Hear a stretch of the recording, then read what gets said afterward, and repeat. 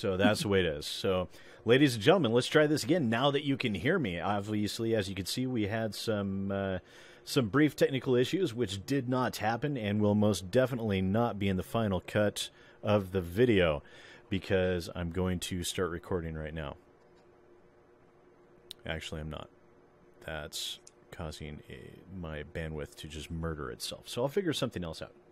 Anyways, this is the Procedurally Opinionated Podcast. Again, my apologies for the technical difficulties we've faced so far, but we are here, finally. And joining me, as always, is IamPattyJack. PattyJack, how are you doing today? I mean, I'm boxing up my entire house right now, but all in all, you know, could be worse, could be better. I'm probably going to feel it tomorrow. I'm going to move, like, furniture and things, so that's going to be fun. Well, see, it's your fault for moving so far away. If you were just staying down in the general area where you were, I could have helped you. Like, see, I already moved once. Now I have to move again. So your point's invalid, and there's work out here. Well, that's the big difference. Well, see, that's your own fault for still. And also, I don't get snowed in the winter. There's still like food available, so that's good. There is that. You live in Canada, so there's no such thing as summer up there. I hear it's the Great White North is called it that way for a reason. I mean, it was 33 Celsius here today, so that's decently hot. It's enough to get a tan. I'm American. I don't know what that means. Yeah, what is that in American? Because what's that in American? Is that hot? Is that cold? I don't know. Let's see. That's 33 C. So that's what, high 70s Fahrenheit? Sure, let's go with that. You weirdos. Yes, thank you very much. And we actually have two guests joining us today. The first is Dandruff, who is a fellow YouTuber. Dandruff, how are you doing? Thanks for I'm doing us. Great. It's hot today. Yes, and yes, it is. Hot. I was actually enjoying the coolness for the past few days, but it definitely decided to crank back up into the high thermal range to try and melt everyone away. Yeah, I notice you have this giant wall of games behind you. I'm a little jealous. Do I? Oh, it's my hook. That's what I always tell people. It's what draws you in, and then you stay for me. All right. And, of course, also joining us is a representative from Compulsion Games. This is, whoa, that's me bringing something up that should not be on that monitor. This is Sam Abbott, who is joining us from Compulsion Games. They are the designers of We Happy Few. Some of you might remember that I did a video about We Happy Few not too long ago, and Sam reached out to me and was kind enough to want to discuss with us some of the particulars of the industry. So, Sam, thanks for joining us. I really do appreciate it. And how is your weekend treating you so far? It's really good.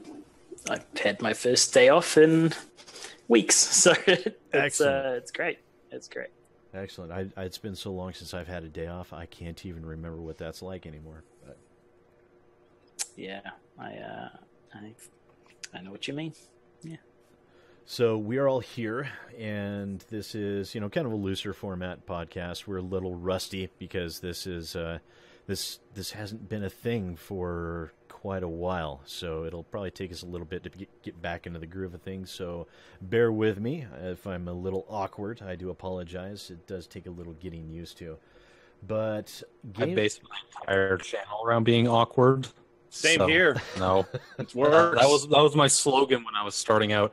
I was the socially awkward gamer, and then I got rid of that because I was super cringy and terrible. So, recognize my shortcomings. But I can bring it back if you want. No? Okay. I'm not sure that would be a good idea. No. All right, well, good think about it. Get back to me. Good to know that I'm not too horrible off. I see we have Mello online in the chat as well. Hey, Mello, thanks for coming in. I appreciate it. That's a good guy. We've also got... who? Oh, you said Mello's a good guy. I thought you said we've also got... like, we've also got what? No, hopefully good things. Hopefully good things. We have Road 85 in the chat, right? We do. Road 85, thanks for coming. I do appreciate it. Road 85 is another smaller YouTuber. Actually we all did a video about shenanigans that he's had to deal with not too long ago. So that's interesting. I actually have some updates on that I'll probably be talking with, not on camera, but I'll probably be talking with you guys about it behind the scenes, because I'm not quite sure how to handle that yet. But anyways, let's get started with what everyone's been playing this week. PattyJack, have you been playing anything new, anything interesting? As far as new things go, like in the last week or so, not really. I've been working full time, but the week before that, because we didn't have a podcast for 2 months, so I feel like this is still new information anyways. It works. Cool. It works. Yeah. Okay. So I picked up Lawbreakers. That was something I was kind of iffy on getting. I played it for like 2 hours, or just under 2 hours. Then I returned it because I found out I don't like Lawbreakers.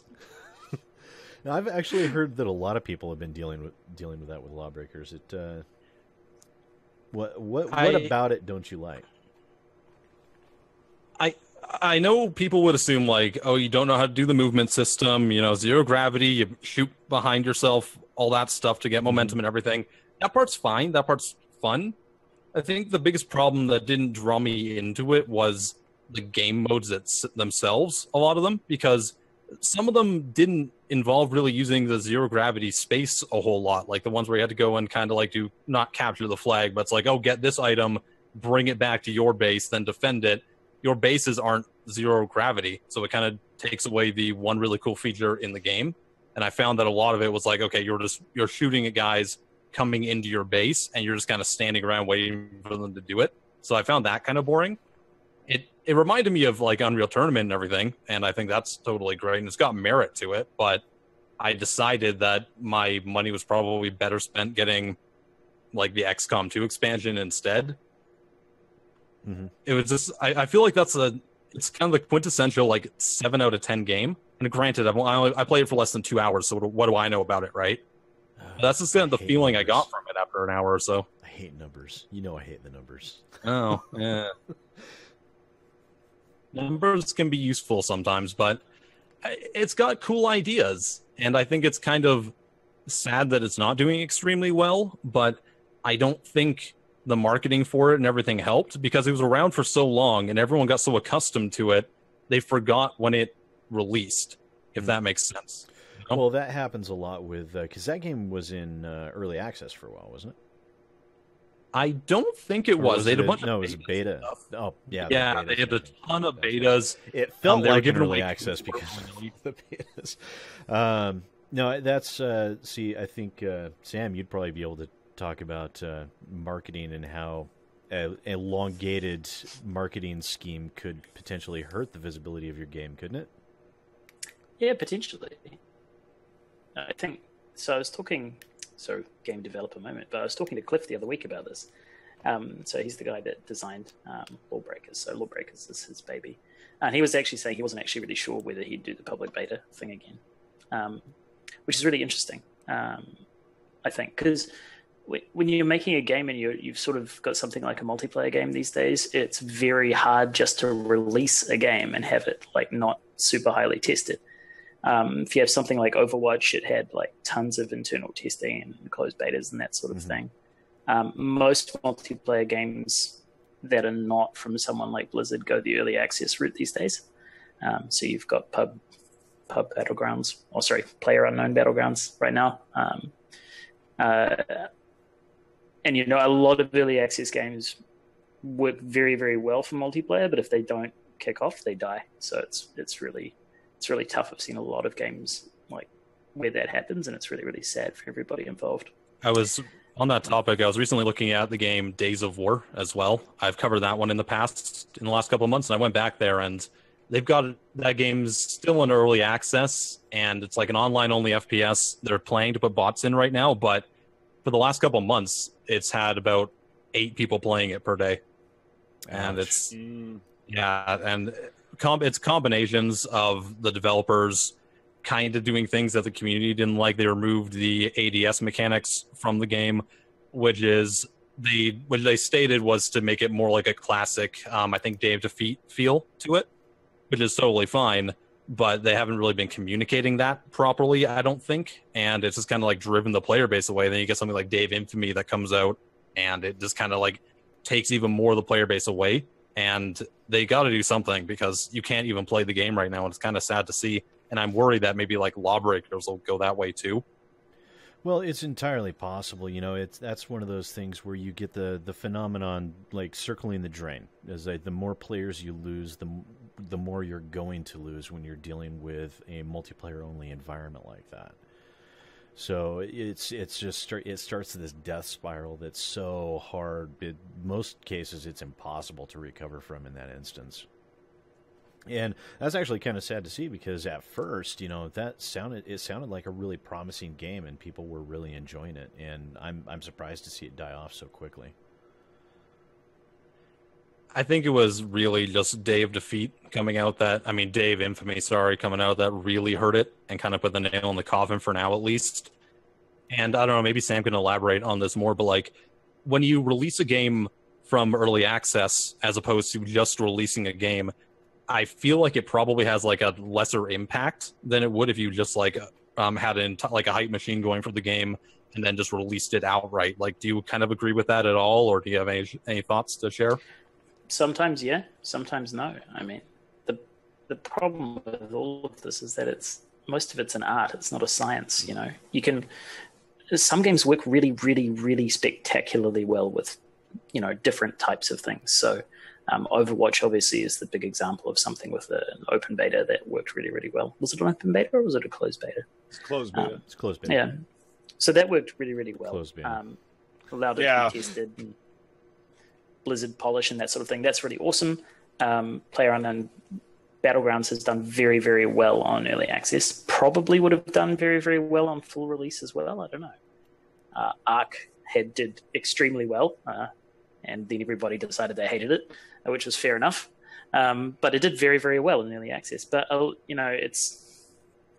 it's really hard to say because it's always different. Every game, nothing ever releases the same way.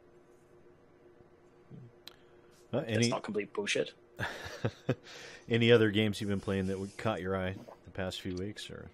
I mean, I've been playing a bit of Overwatch like I normally do. A little bit of Elder Scrolls Online. I haven't actually checked out Overwatch since they just made some changes to Mercy, I believe. Yeah, they announced them. I'm sure everyone knows about it, so I'm not going to go into super detail about it because people are probably sick of hearing people talk about Overwatch at this point, and that's totally fair.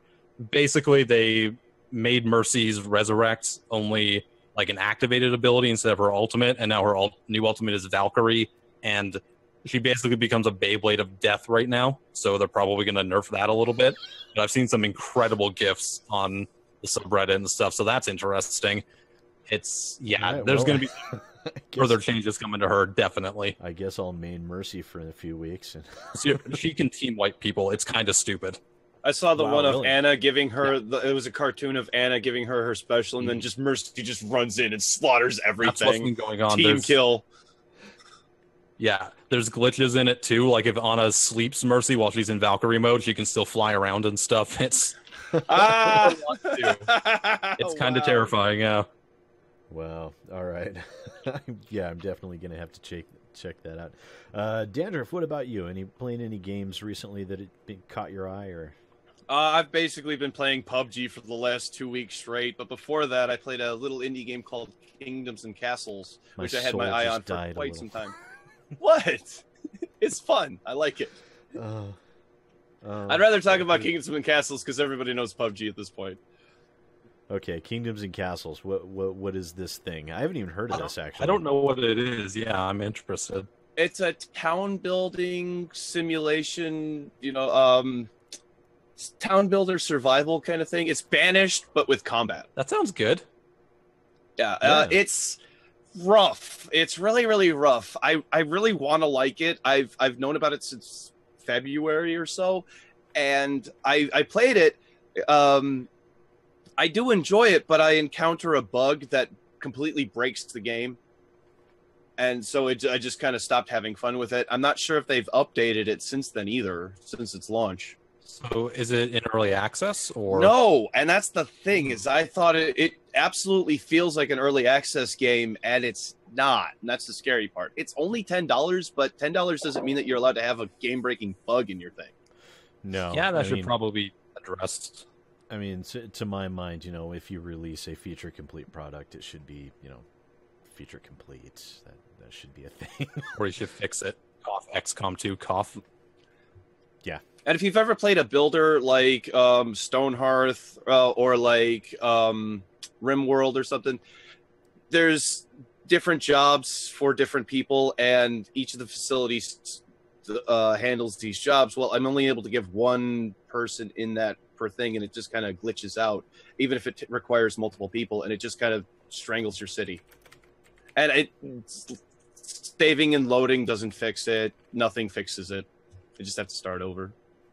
But other than that, it's a great little indie game. If you like town building, you like management.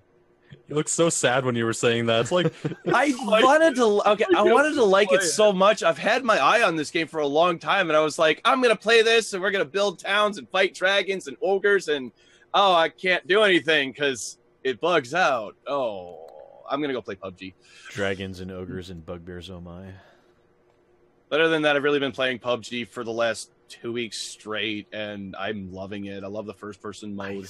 I just can't bring myself to, because of the entire gambler economy that's sprung up around it. It's just, I don't support that. On a moral basis, I can't support that game at all, because that's all it. To me, that's all it is. That's all it's about is the gambling economy. I did a video. I've been doing a lot of investigative research actually the past couple of weeks into a lot of these gambling sites, and it's just gross.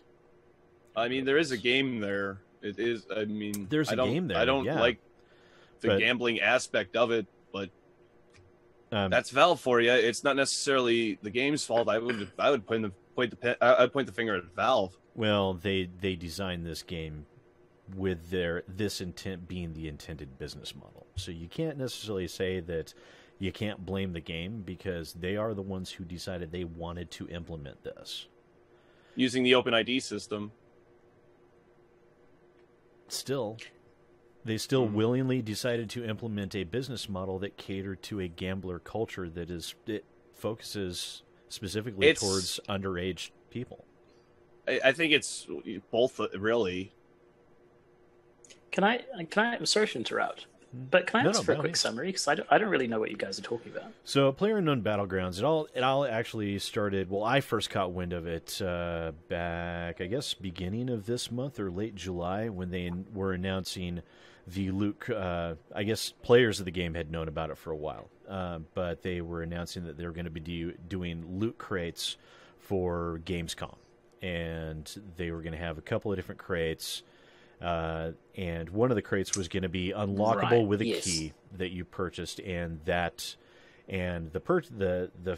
cost of that key was going to go towards the tournament at Gamescom, and whatever else they gathered that they didn't need, they were going to donate to charity. Which there was nothing wrong with that, and that actually got a lot of people up in arms saying, "Oh, they broke their promise and everything," which wasn't the case, because they didn't promise we won't come out with this thing by this specific date or anything like that.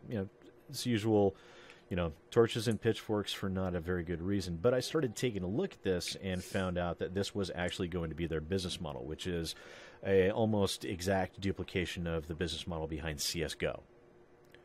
To where you have loot crates that you can garner through in-game currency, or you can purchase with money, that can be unlocked with keys that you purchase for real-world money. And this comes with a randomized loot system of various cosmetic-only items that are worth varying in real-world currency. And because of this random nature and everything, and Valve's APIs, we have a whole slew of gambling sites springing up as soon as this game launched its loot crate system. Okay, so it's very similar to pretty much all of the other.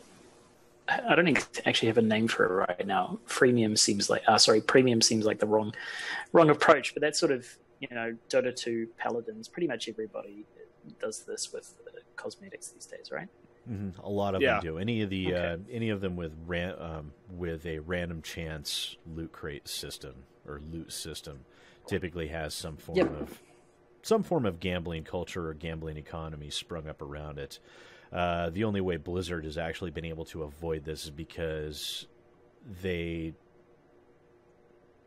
it's a bit more complicated, but it doesn't really provide anything. They don't allow direct APIs in or anything like that. Same with Psionics and Rocket League. Yeah. So it's internal to the game only. It's not right.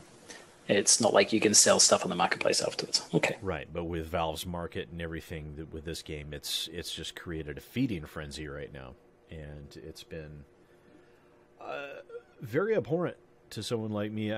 Maybe I'm a little gun shy after seeing the whole thing with the CS:GO and the CS:GO Lotto scandal and all that with T. Martin and Pro Syndicate and all of them.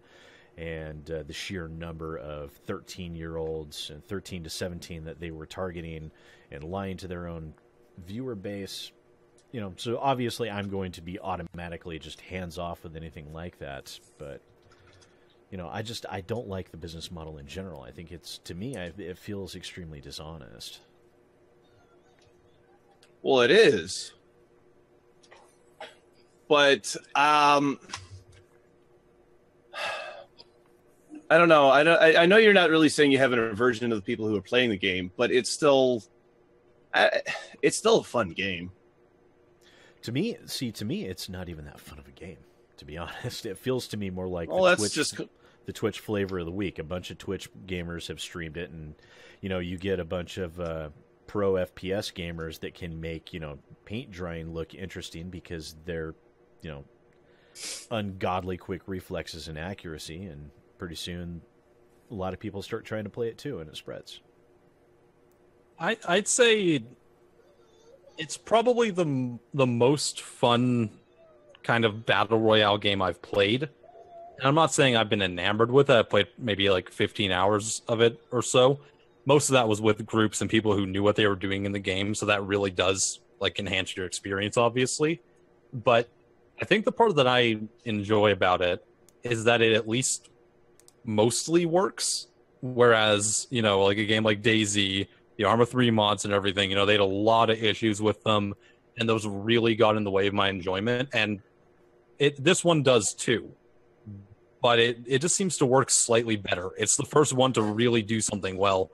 Even the Culling, which was another game I played back when it first released and everything, it had a bit less to it, and there was more game-breaking stuff going on, and again, there's tons in PlayerUnknown's as well, but I just feel like it's got a little bit something extra to it, and it just clicks with me a little bit more.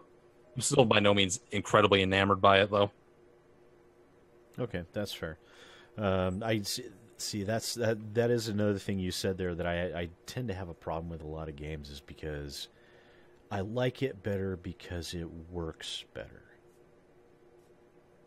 And that's something that always puzzles that puzzles me. It does. How many games do we suffer through that are completely broken messes that actually having a game function correctly is a legitimate feature now?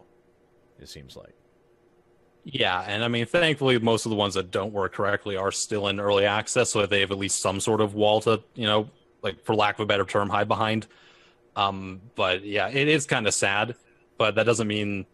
It's just me saying, as opposed to the other things I've played, I think this one just is a little bit more enjoyable because it's more like a real video game. And that is kind of sad, but it's not to discount the enjoyment that I can get from it.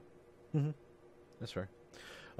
Sam, what about you? Any new or interesting games that you've been taking at, or you just been working nose to the grindstone? It's not new, but it's new for me. And I played GTA 5 a little bit yesterday and today. And that game is a technical masterpiece. It is, knowing what I know about open world, and of course our game's procedurally generated, so it's very different. Mm-hmm. And it's sort of being procedurally generated. We can't do a lot of what things like GTA 5 do. They bake in and pre-compute a lot of stuff that we just can't do. But gosh, is it a masterpiece? I look at it and I just think this is just such an incredible simulation. It's really, really great. And I don't really know what's happening with the story or various other things. I don't even know what people like about GTA 5 anymore. But I know it's great. It's just so very well made. Rockstar may destroy their developers' lives and otherwise make themselves a nuisance, but God, they make a really polished game. It's really impressive. Yeah, they really did. That was one of those few games in the world where I never actually played very much of it, and I wish I did, because what I saw there was really interesting. The only drawback I had was the whole driving mechanic, which I just, for some reason, the driving is just, you have to twitch to the left and the right 50,000 times, and it drives me insane. You never played GTA 4? No, I did not. I did not. Oh, you never played GTA 4? Oh, God. Would you like a bathtub with butter for wheels? Oh. And then call it a motorcycle. Goody. Yeah, now I'm really glad I never played it. GTA 4, like, because you're like, yeah, you got to turn really tight. No, GTA 4 is like, okay, let's turn. That's really bad. I like the driving in 5 a lot. I think the only better driving was in San Andreas. Really? Okay. Yeah, San Andreas. Everything about San Andreas is like nailed down. So I was sitting there thinking, maybe if I got myself a wheel, so I could actually drive it, maybe it would be better for me then. But I've got one. It's great. Do you? Does it work well? Yeah. Yeah, I've used it for American Truck Simulator. Love it. Interesting. Maybe I will pick. I also do the 3 wide monitors. Everything. It's so great. I've got 3. I'm 3 deep here. I'm almost thinking that I might have to double up and go 6. 3 bottom, 3 top. Oh, I need a 4th. To have enough real estate. I've talked to the wife. I'm gonna get a 4 monitor stand at one point. Until like 2 weeks ago, I was getting by with 1 after like 3 years of only having 1, and I just got my second one. How did you survive? Well, I mean, you work with what you have, and I think it made me a lot more intuitive in how I place all my windows and stuff, because now I'm still not putting things on my second monitor. I'm still keeping that one blank for some reason subconsciously, because it's not there yet in my brain. So I'm using it right now. I got the stream going, but yeah, it takes a lot of getting used to, because I'm used to being so disadvantaged when I'm editing videos and stuff. I can't have it open and my file's open on the other one. It's the worst thing ever. Oh, see, it's awesome. I love having Premiere open on one monitor and Audacity open on another, and then having a third monitor for files and folders. It's great. You should try it. Just get all the monitors. Money. I mean, I'm working on that. See, I've only got so much desk space, too. We have to start wall mounting them. Like a tower. I actually had to get two different mounting arms. Thankfully, I've got a giant desk that's designed to fit up in a corner across 2 walls.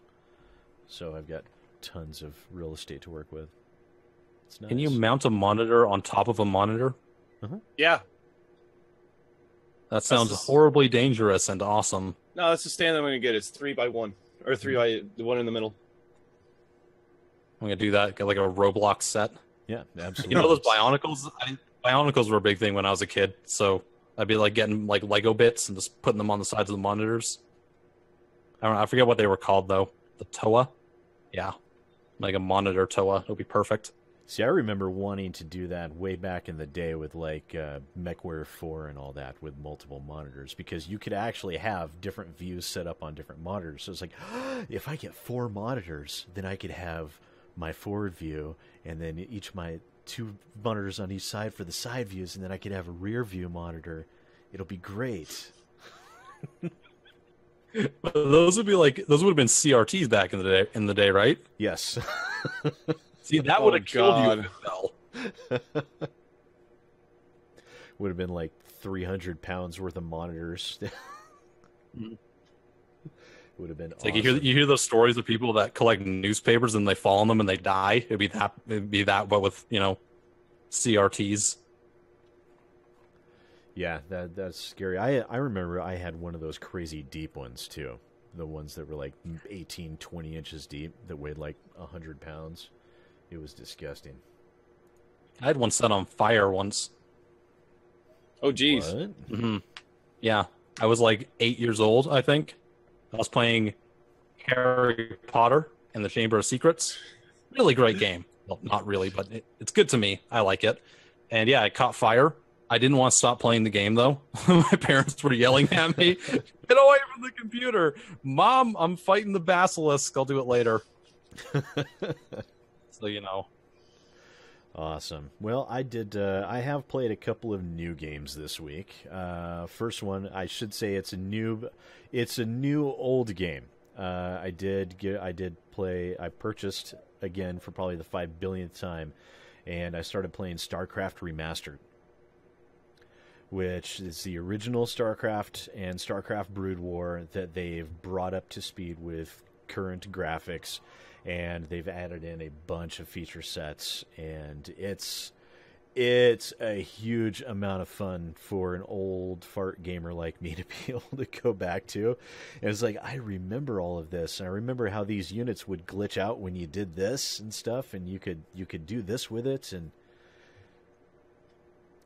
it was really, really crazy being able to go back to that and actually have it play on a widescreen monitor. With better finding too. Unfortunately not, from what I hear. What's really? that?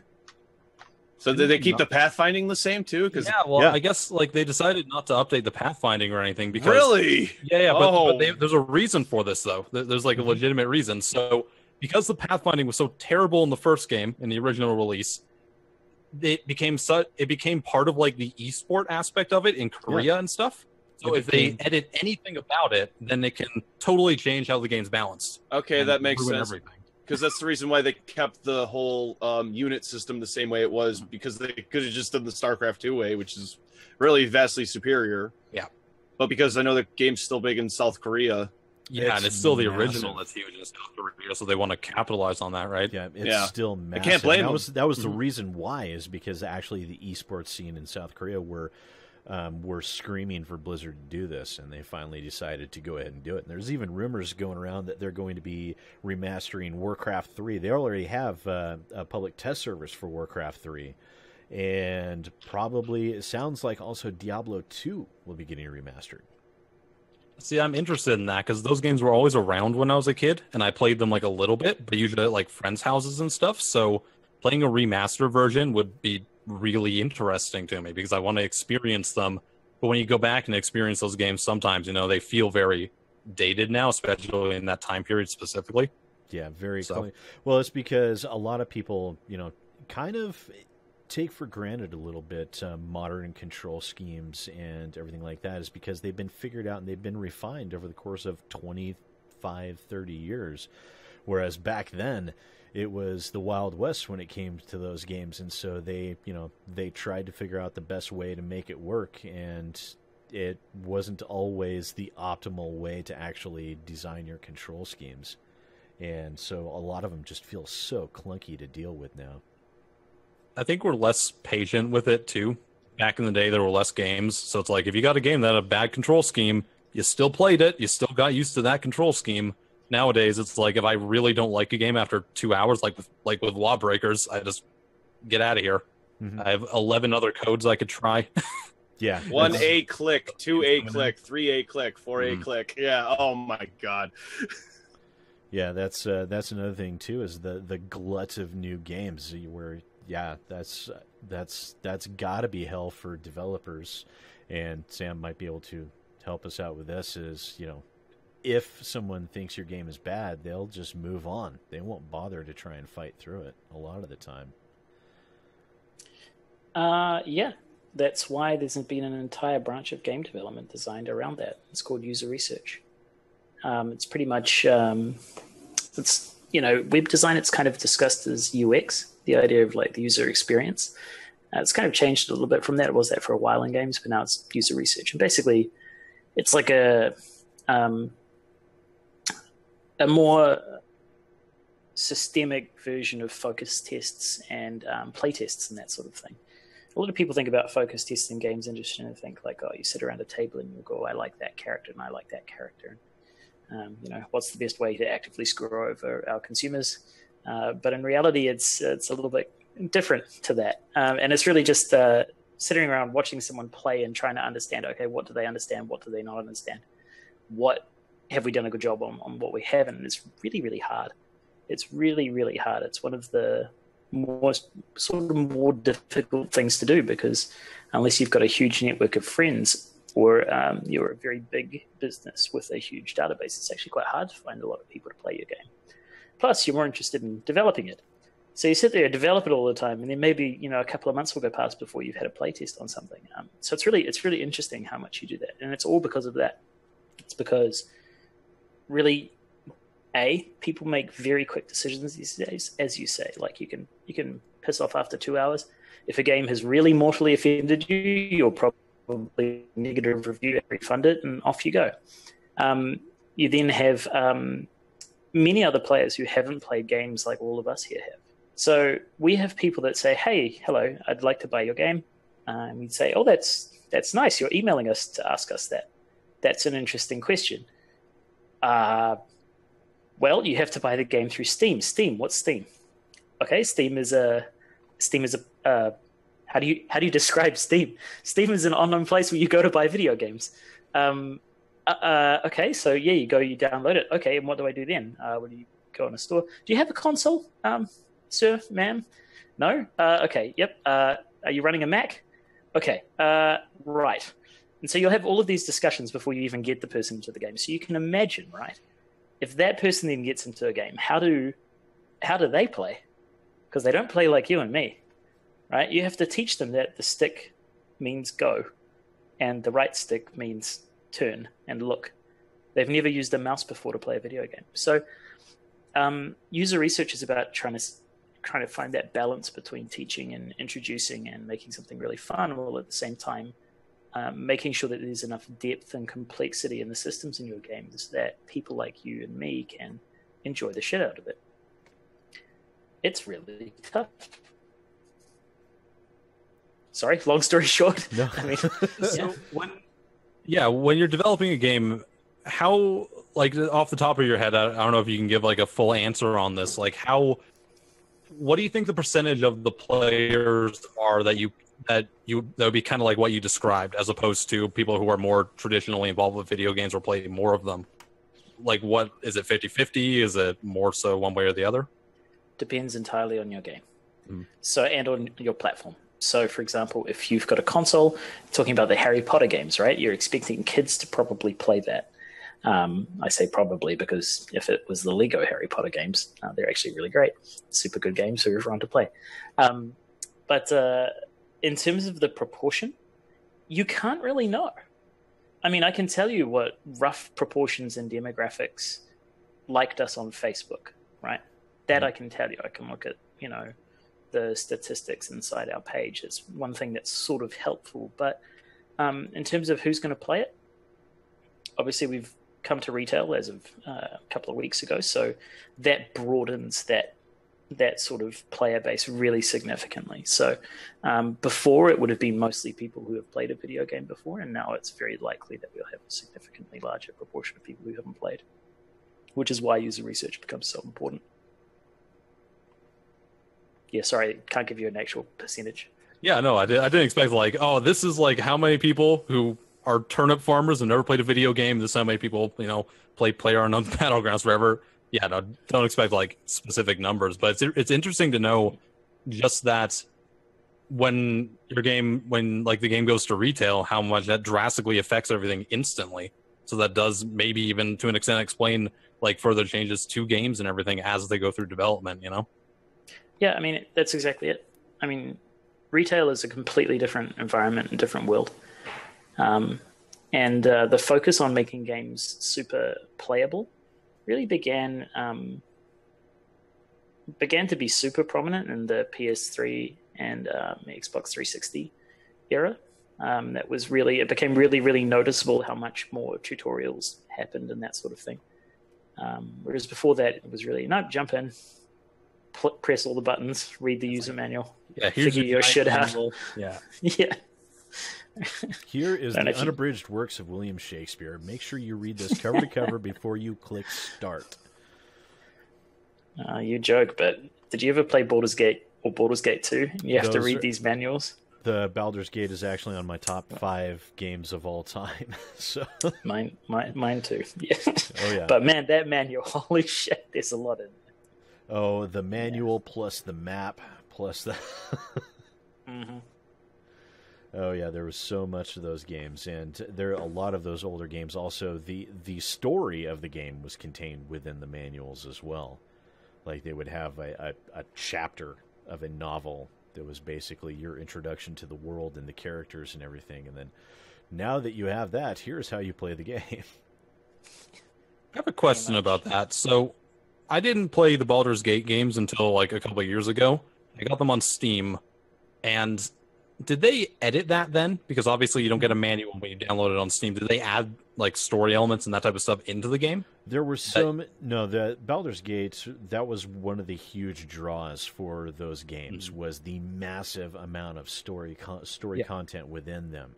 They didn't really have to change that too much. Basically, the remasters they did of those games was mostly a minor graphical upgrade, and adjusting the code to be able to actually run on more modern systems without having to use like DOSBox or something like that, or some form of emulation. They fixed some things. They actually went through, and pathing was a huge issue in that game, and they actually updated and fixed the pathing in it. So you can do it there. The Koreans aren't playing it. Yeah. Well, it's hilarious. There is Blizzard decided to go through and remaster StarCraft because the esports in South Korea were clamoring for it, and they have these businesses. It starts with a P. I can't remember the full name, but it's basically like a internet cafe, except there's rows and rows of computers, and you go in and you pay for a certain amount of time, and that's where so many people in South Korea play their games, is in those businesses. Well, Blizzard turned around and decided they were going to start charge those businesses specifically on a per seat basis. So Blizzard is going to be raking in massive amounts of money off of that. They weren't already? They weren't already, yeah. Because before, those places could get away with a single license and just load it up on all the machines. It's like, no, we're gonna charge you a rate on these, and it's going to be insane. So, so that's a thing. Yeah, I was actually thinking about doing a story about that, but I not sure I'd be able to get enough adequate information considering it's on the other side of the world. But we'll see what happens there. The other thing that I actually played was We Happy Few.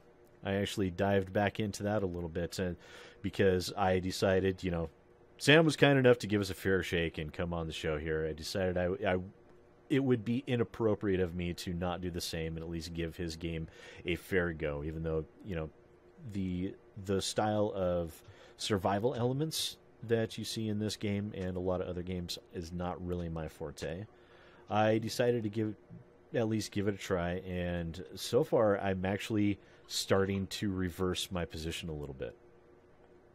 At first, I just left it alone. I realized I wouldn't be able to give it a fair shake, and so I didn't even review it or anything like that. But it's actually it's becoming interesting to me. It's starting to pull me in a little bit, not completely. I'm not going to start singing its praises from the rooftops, but it's not as rough as when I first saw it, which that was the very first week of early access. So Sam, would you maybe take a few moments to explain some of the changes that have been made there over the course of the early access, and what people can expect to find within that game? Because I know you could do it a lot better than I could at this point. Well, yeah, I suppose I can. I've lived and breathed this game for 4 years, so it's pretty much all there. So the main thing is the main thing that we've done, and I guess there's two big things that we've done in the last year in terms of very broad categories. One is respond to user feedback, and the other is build a lot of content.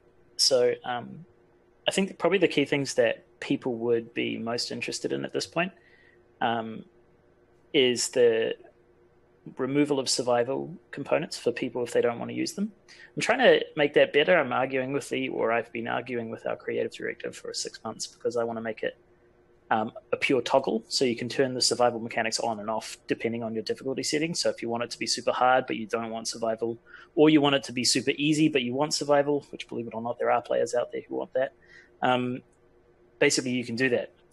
So making survival optional, really introducing and doing a much better job of tutorializing the way the world works, and improving the game systems, because it's sort of a strange thing. I look back on it and it seems so obvious in hindsight, but we built a fair amount of content, story content for the early access launch. But the systems that they were built on weren't great.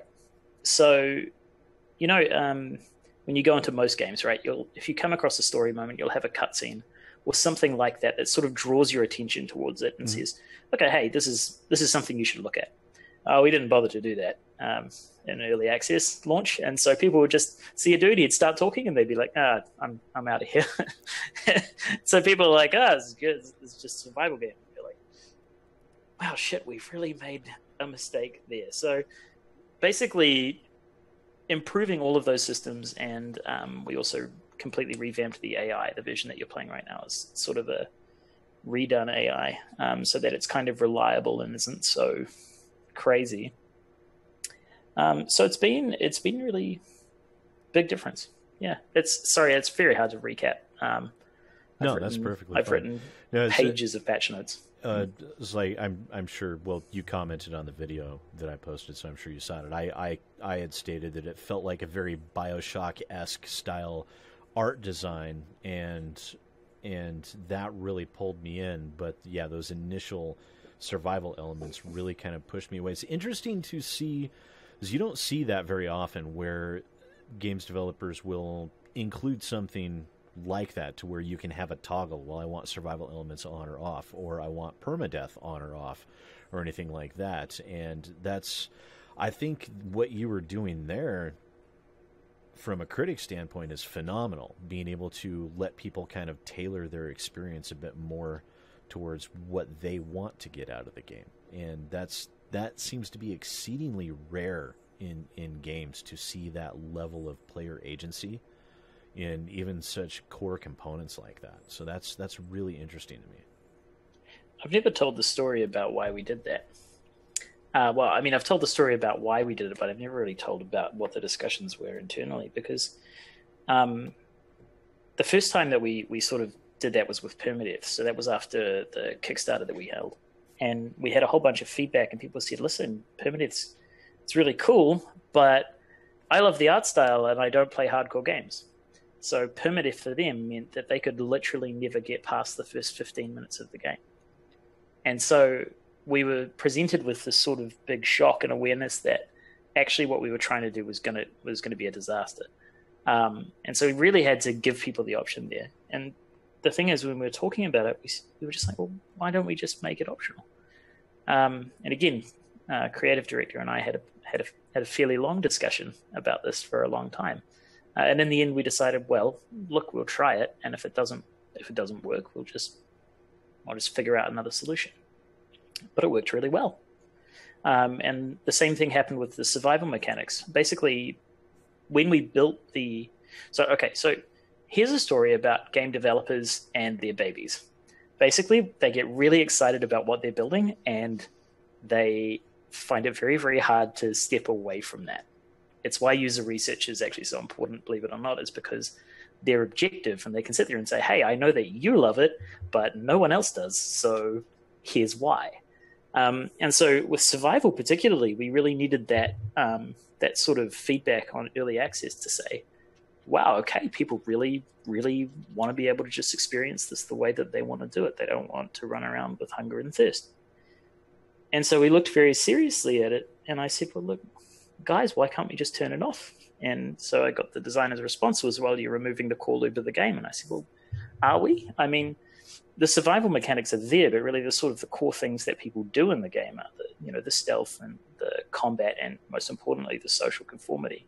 And then we have a story layer on top, and it really feels like that's quite a lot of game already. So in the end, we went down the same path and said, you know what, we're going to give this a go. And so we came up with the whole play styles solution, which I think was a good start, but not quite there yet. So there you are. It's not like we came in with a grand vision to give people a lot of options.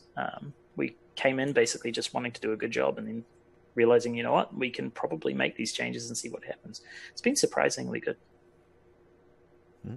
Yeah, I think even just giving people the choice is a very large. It's actually a very large departure from what you see in most games, even.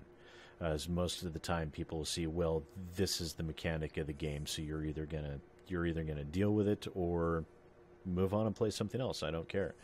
So it's really nice to see that level of attention being paid to it. That said, though, a lot of people, as everyone knows, a lot of people have been up in arms over the whole deal with Gearbox, and a lot of the mainstreamification of the game that people have been seeing with bringing Gearbox on. I know that you wanted to discuss that specifically as to what's actually going on there, and I know there's some misconceptions and probably some misconceptions and misperceptions that I had as well on that. So far you brought on Gearbox, and that I know we probably don't need to get into the whole exact reasons behind it. A lot of people have speculated that it was to, finance the rest of the game, which I didn't even think that was true. I figured it was probably to help you guys bring it to console.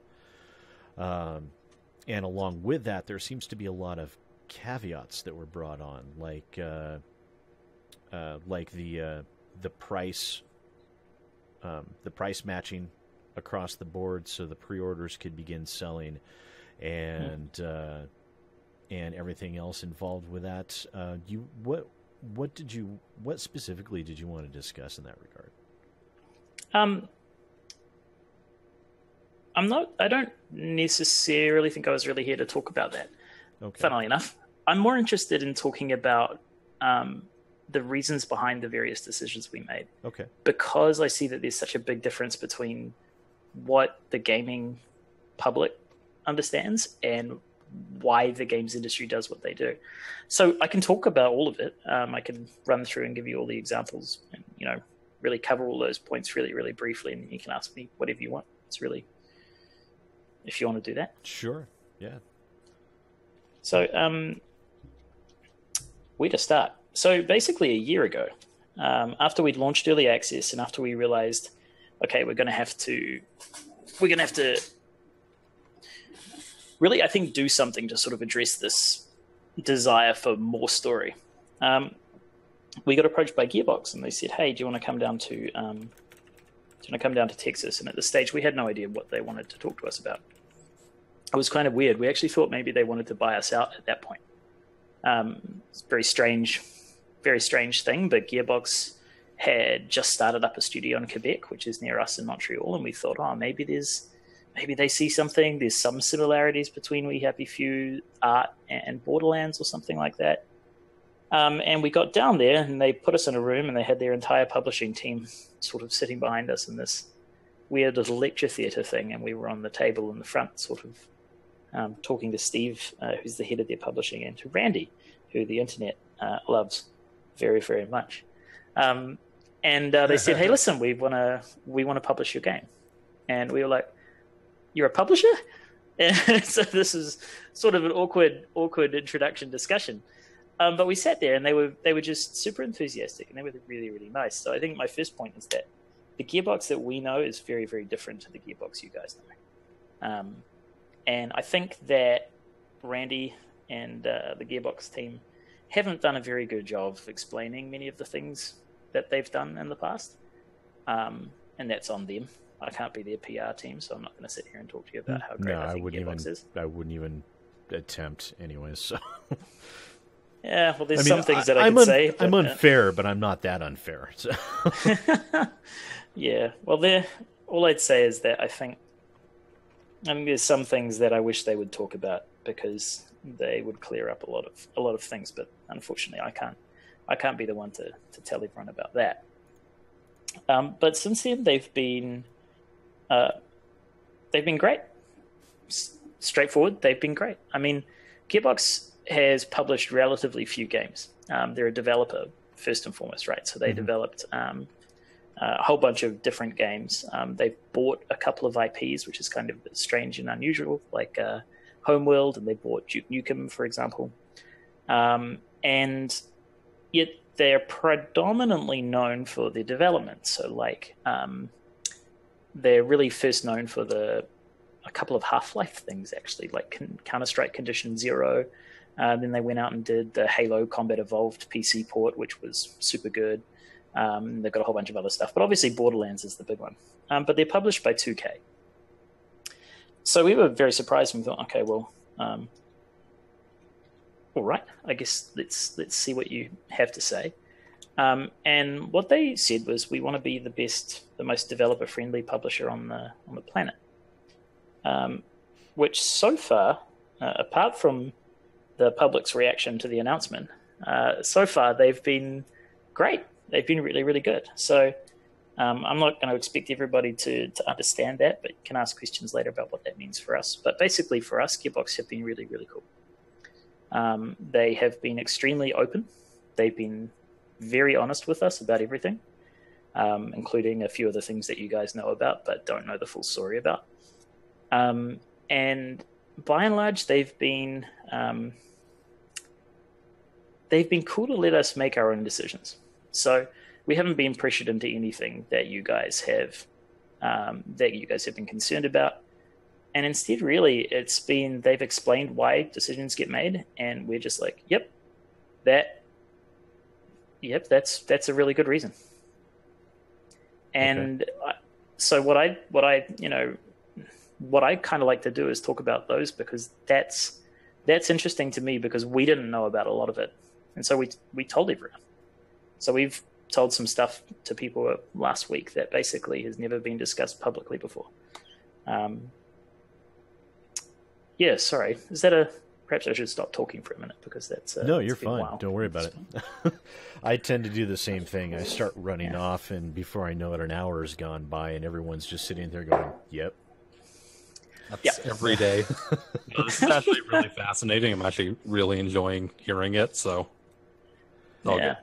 Okay, so I'll continue on where we are. So, basically, we were talking about it, and we said, well, what we want to do is we want to build something bigger, something that basically people can say, this is the game that I wanted when the E3 video came out last year, with the introduction to the game. Now, we always intended to have story in the game. It was always going to hit that, or we were going to try and hit that quality level. But without reinvesting in the game and having a great partner to help, and I'll explain why that's important in a minute, we didn't really think we could build a super big game on that front. So maybe we'd have a couple of small little levels or a couple of bits and pieces of moments like that throughout the game, but it was pretty clear that people wanted a full game with all of this in it. And instead of something like, gosh, I don't even know what we were building back then, but instead of something like that, they wanted something like BioShock. So that was sort of a rude awakening, because we knew that no matter what we did after that point, unless we scaled up, we were never really going to meet people's expectations. And that's really, really hard. Expectations are really tough in the video game industry. So we have firsthand experience of this, because our first game, Contrast, was announced 2 weeks before the PlayStation 4 launched, that we were replacing Drive Club, which was a AAA game, and we were 7 people at the time. Right, so we were replacing them as part of the PS Plus program. So we were going to be a free game on the launch of the PlayStation 4, which was fantastic for exposure. But at the same time, everybody was like, oh my God, this game must be amazing. And we're like, well, it's a 3-hour game about shadow platforming, and it's an imaginary friend, and there's 7 of us, right? Like, we're doing our best, but really this is going to be something. And of course, expectations were not met. And, we also launched pretty rough. Console launch was tough. Honestly, it was tough. But we patched out the game for, within 2 weeks, and it was all fine. But we still never really met those expectations. And so we know what it means, like when the public gets an idea of what a game is and how good it should be. You're damned if you don't, basically. So that's really why we decided to reinvest. What we did was we took all of the money that we've made in early access, so every dollar basically. There's a little bit that we kept aside. But the vast majority of it, we reinvested back into the game, and we also sourced private funding. So we way more than doubled the production budget.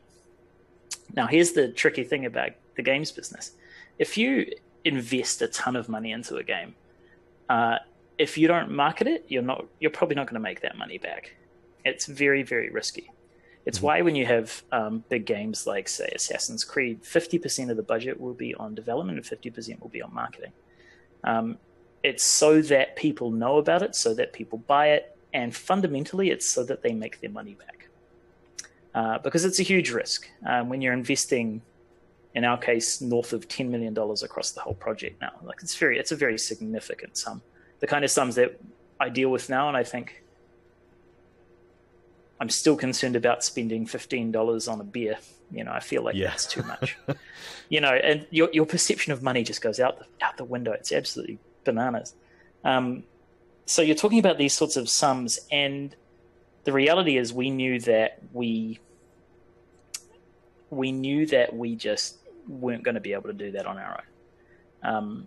At this point, we had 2 people involved in marketing of the game, and that was me and our community manager, who's been long suffering, having to work with me for 2 years now. So basically we had the 2 of us, and once you're dealing with that kind of money, you just can't. It's irresponsible. You need somebody who's a professional to do it. So that's why when Gearbox came, it was sort of the right time, because we've been thinking about doing this, and they said, well, we're willing to help on the marketing front. And they are investing into the whole project as a whole, but they're not investing development funding. Right. So they don't actually give us any money at any point, but they do help out with things like QA. Their user research team is pretty interesting and pretty cool. And then they help with the marketing and the various other things that need to be done, like submissions and ratings and localization and all that sort of thing. And in the end, we sort of came up with this deal, which we felt was very fair, very, very fair. We've seen a lot of deals, and this is very reasonable. A lot of the time, I could talk for hours about publisher-developer relationships and how they work. But basically, if you come in as equals, it works really well. If you come in with one side having a significant imbalance of power, in terms of, you're just telling the other side what to do, it doesn't work very well. And it leads to a bunch of problems. And the one thing I will say that's probably breaching all sorts of confidentiality is that's one of the reasons why Aliens Colonial Marines was a very difficult project. 1 publisher, 5 developers. Now, I don't need to tell you that Gearbox was only one of those. I'm not going to tell you anything else, but just saying. So you have to have this really good meeting of minds, and sorry, that's a rubbish term. You've really got to have this balance in the partnership. And so far, that's what it's been. It's been really good. And so the discussion became, okay, well, we think if you guys are this big, we think you're going to be able to go to retail. And so they said that to us, and we thought, shit, we hadn't really considered that. But it makes sense, because the game is going to be big. We're reinvesting. It is the most likely for us to make our money back. If we branch out to retail, that's not just going up to $60, right? That's a part of it, but it's also that the size of the market increases hugely. And it's a very big part, it's a huge number of players who are going to be interested in the game, right? People that like BioShock, a lot of them play on retail. And in the end, try as we might for 4 goddamn years, we're basically making BioShock now, which is really awful. But we never tried to. We really didn't. And yeah, I could tell from the progression of the game that that was definitely a route that you weren't necessarily wanting to go down, but it's to a lot of people, I think that seemed like the natural conclusion is to go more that that story focused route like that. With part of this though, with bringing on the publisher, one of the largest complaints that I saw, and one of the big things that I brought up and discussed, was the doubling of the price on Steam. The raising it from 30. It's at 50, right? It's discounted right now to 50, or $51. No, that's the retail price is 51. Okay. It's discounted. No, Well, please see my air quotes. Yeah. It's discounted in the sense that there are it would say 60 with 15% off right now if we could, but we can't. Why is that, if I may ask? That seems a little odd. It is a little odd. And basically Valve has the opinion that that it is illegal in certain parts of the market to increase the price and then immediately discount it at the same time. Now, they're actually pretty fair, right? Because what they're trying to do is prevent the situation where, the Steam sale's coming up.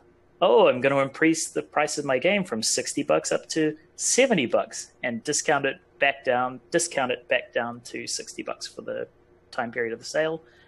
And then when it's over, mysteriously, you go back to just a regular $60 price, right? So that's what they're trying to combat with that, and it's pretty legitimate. In our case, it doesn't really work, but you play the hand you're dealt.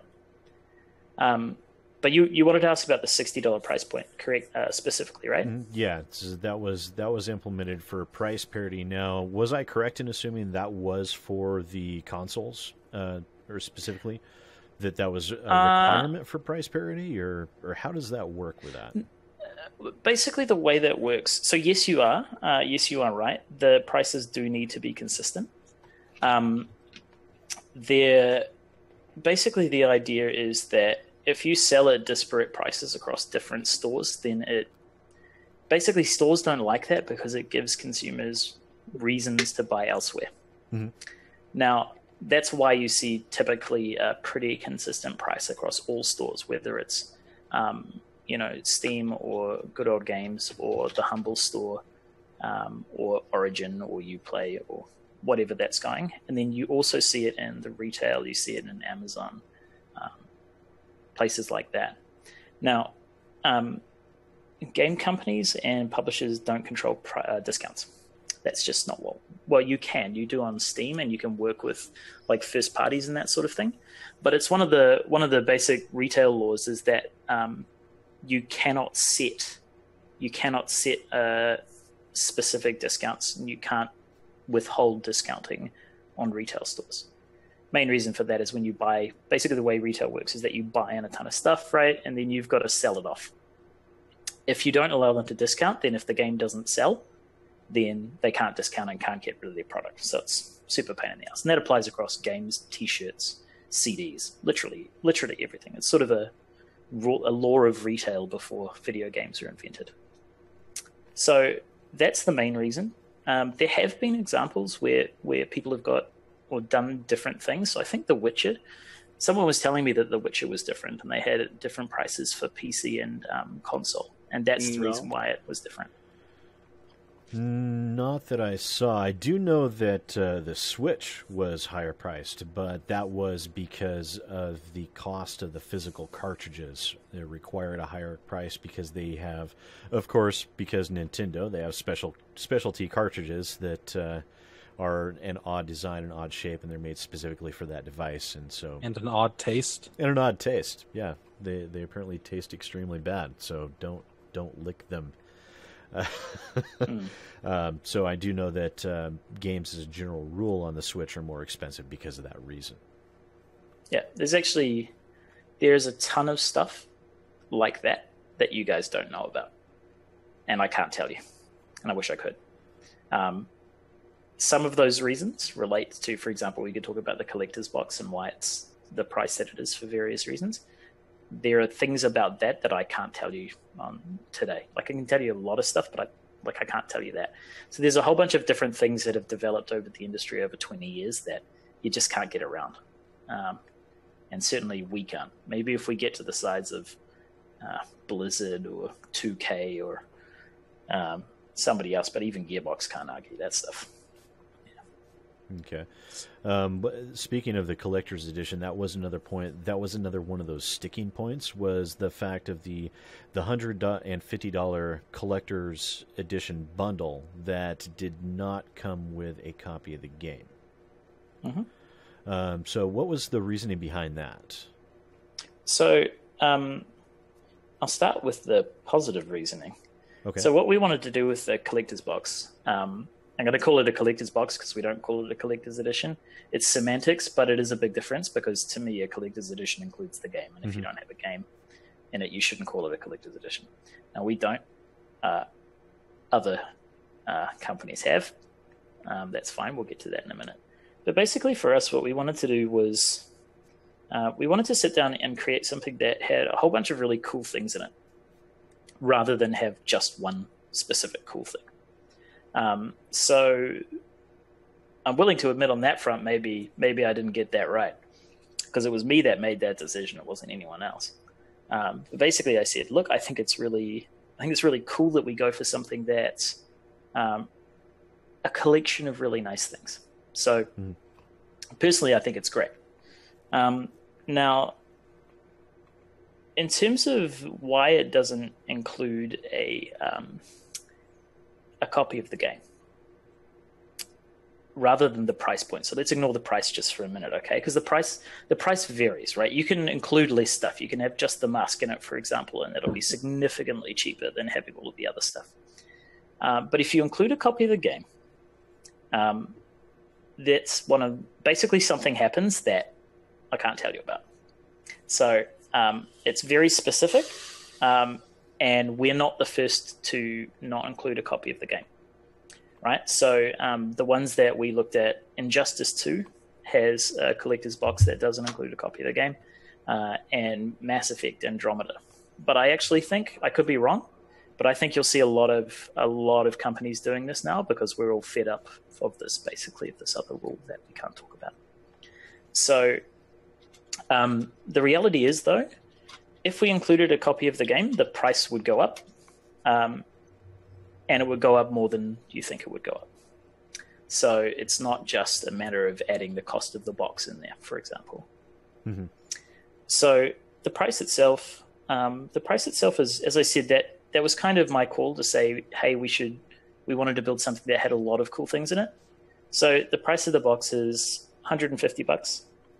The total cost of building it is, we actually haven't nailed it down. So here's one of the things. You have to build in safety margins in case you can't build this stuff very well. But right now, it's between $80 and $90. So, sorry, I keep moving my chair. That probably sounds terrible. So the cost of actually building that box and all of the stuff in there is $80 to $90. And then you've got shipping, which because it's fairly heavy is between 10 and 20, depending on where you are in the world. And then you have your retailer cut because you still have to sell it through somebody else. And then you have taxes, sorry. So in some cases, some countries, that's up to 15%, although in the States, that's usually significantly less. And because most people buy in the States, I wouldn't actually say it's a very significant percentage. But you got to kind of factor all this stuff in. Right.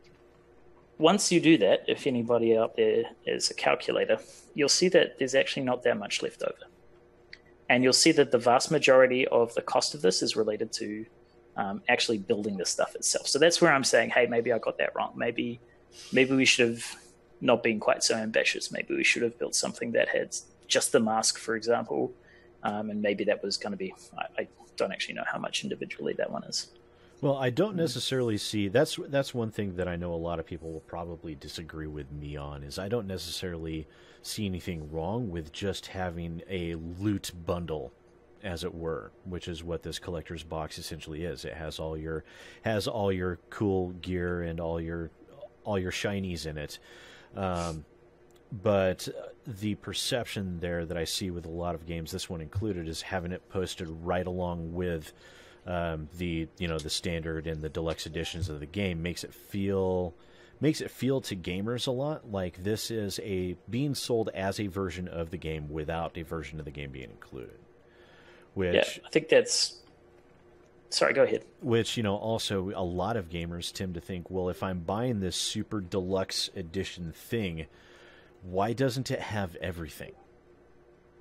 Yeah, and like let's look at. I think that's been a big thing in the last couple of years, because if you look at a game, just to throw it out there, like Battlefront or something, Assassin's Creed. Yeah, well, people are paying for their entire game, and then there's season passes and stuff. And in some of these games, in these cases, people are feeling like they're not getting the full product when they're paying for their collector's editions and stuff when they buy the game or pre-order it. So I feel like a lot of it is players just feeling like they have to be against everything now. And not saying that they're wrong in some of these cases, but they do feel like they have to be very wary against and call out everything if they don't have a way to purchase everything for what they perceive as like a good value cost for them. So I think there's a lot of not even misconceptions, but just general feelings nowadays about it, and it's a really tough line to tread. Yeah, I mean, I think that's really fair. On the point about listing the collector's box next to different editions of the game, yeah, I can understand that. We agree, and so we actually started work last week on redesigning our website so that doesn't happen anymore. Other studios and developers still do it, but we're at least changing. So maybe that'll mean that in the future people will notice this and say, hey, put it separately, make sure it's super clearly marked and that sort of thing. Mm-hmm. And while we think it's clearly marked already, you have the collector's box and underneath it's not included, but it's to be fair, it's actually a lot more clearly marked than I've seen any of the others from other development companies like Assassin's Creed and some of the others that it's in an asterisk way down at the bottom. It's definitely a lot more prominent, and there's no real missing it there. So I don't think anyone could even have anything to hold a case for it being any form of deception or anything like that. I don't think that's really the case. I think it's more just, if I'm buying this thing that's supposed to be everything, why doesn't it have everything? Yeah, I think that's really totally fair. The comment about like the sort of emotional attachment, I think applies to the name collector's edition itself, right?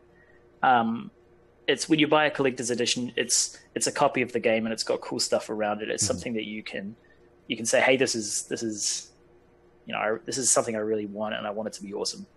And so we're changing the name as well. So we're not going to call it that. We haven't got a name. Our writer came up with some stuff that I think is kind of a bit weird, but we'll figure something out. But I think that's a really good point. And I think that is something the industry could say, hey, yeah, we agree. Like, instead of just saying, hey, like, for example, the Mass Effect one says I think it says collectors. What does it say? I'm going to find that out. I can't even remember. That one was, that was a weird one. I stayed very far away from anything to do with collectors in Mass Effect. Yeah, well, I mean, it's interesting to us because, they call it the collector's edition. Mm-hmm. And it's got this Nomad, which is, I guess, what they called the Marco in Mass Effect Andromeda. I don't know. I never played it. They had two collector's editions, one for 100 and... Oh, wait, no, they had three. They had one for 100, one for 160, one for 200. Yeah, so that's probably where you see the addition of the game price going up and up and up. That's just adding them in that. But that actually, even the $200 one, I believe, did not include a copy of the game. Yeah, game not included. Holy shit. Huh.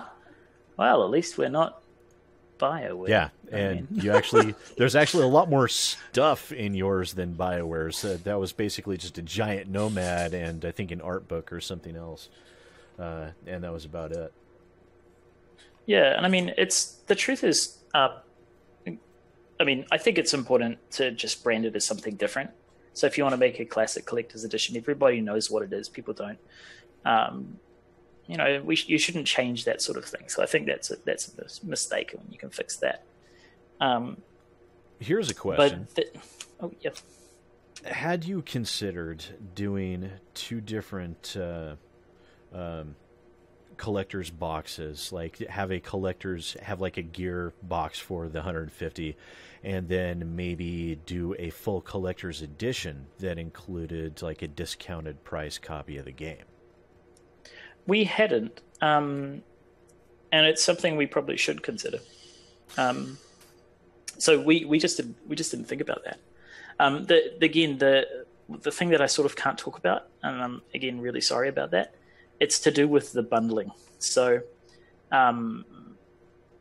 it changes the economics of how it all works. So that breakdown that I gave you earlier is no longer the case. It changes substantially, again, because of things I can't really talk about.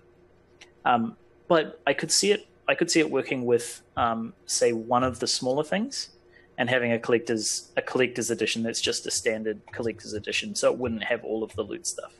Basically, I could see that potentially happening, and I think if people were interested in that, we could look at it. It's one of those things that's a little bit outside of my expertise. So I was going to say earlier that one of the things that's really, really difficult to gauge is value. Really, really hard. And that's because people have very different opinions on what's worth something, right? Mm-hmm. If you have a large amount of disposable income, value to you is vastly different to somebody that doesn't. And we think about this with the price of the game as well, right? Somebody who is really just sort of making ends meet, but loves games, and it's their passion, it's the thing that they do to get away from the world. They spend $60 on something. That $60 better be a great experience, because otherwise, they're going to be like, well, fuck, I worked really hard for this, and it needs to be great. And it still needs to be great for other people. It's not as important, it's not as crucial, if that makes sense.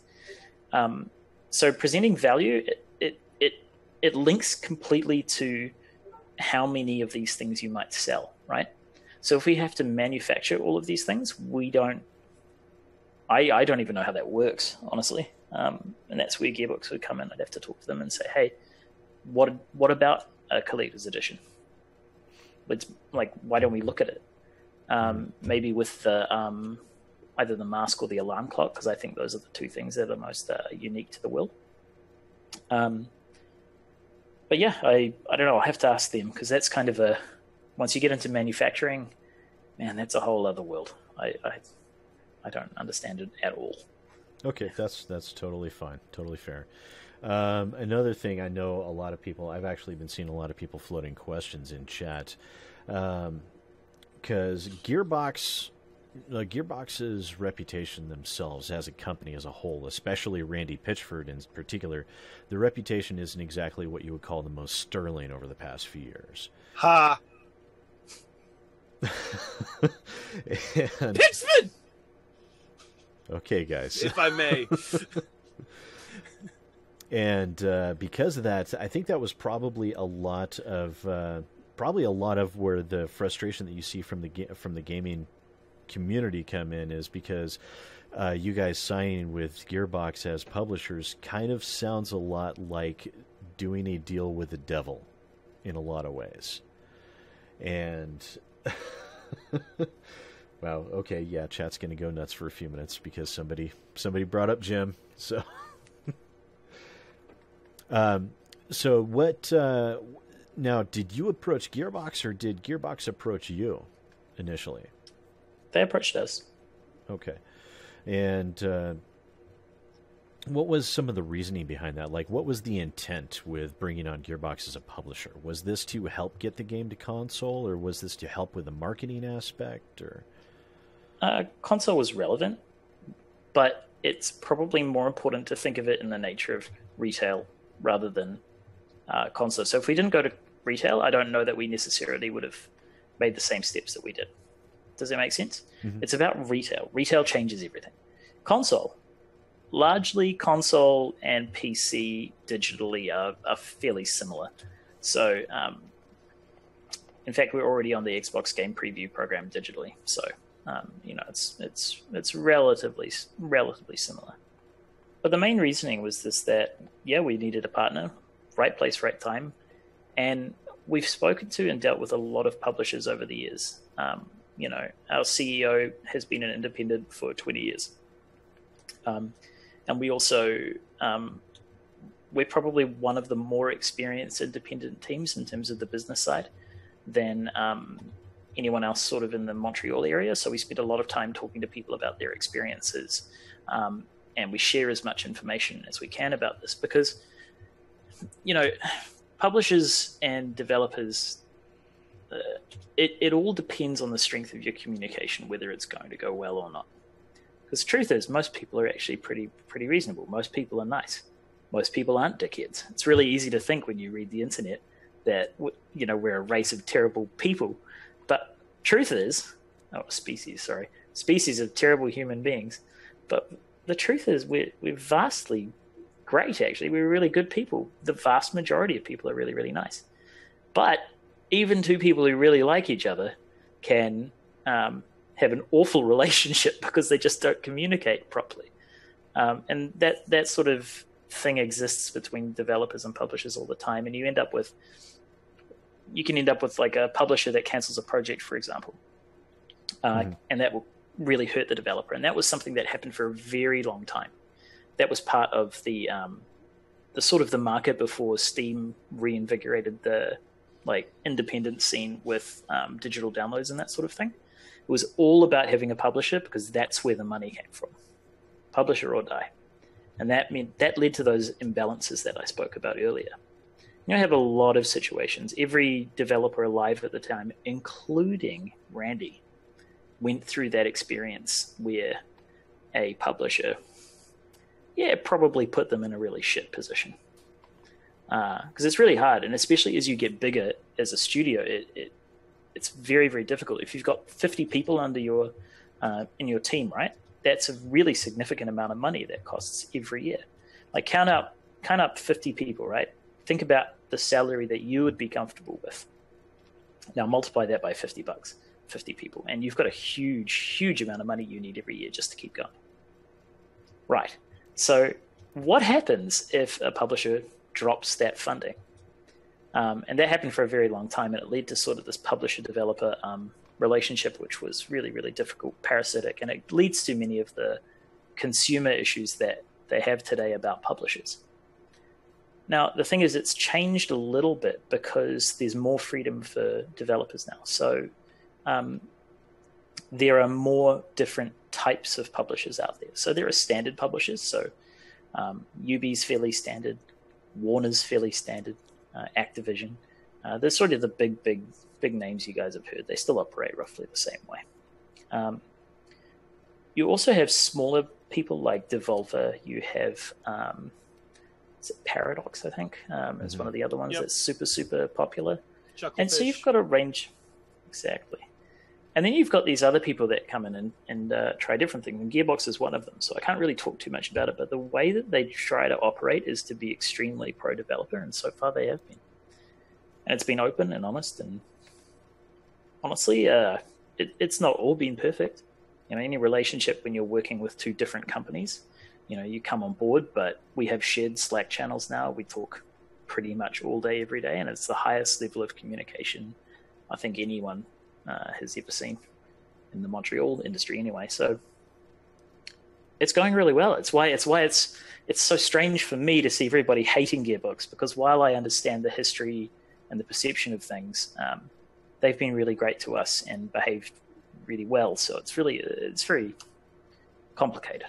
It's always complicated. See, that's I think that's a large crux of it there that I think you might accidentally hit on with why so many people have a concern, is because you're speaking from the standpoint of a developer, and you've made a point to state that they've been very pro-developer, and that's their intent.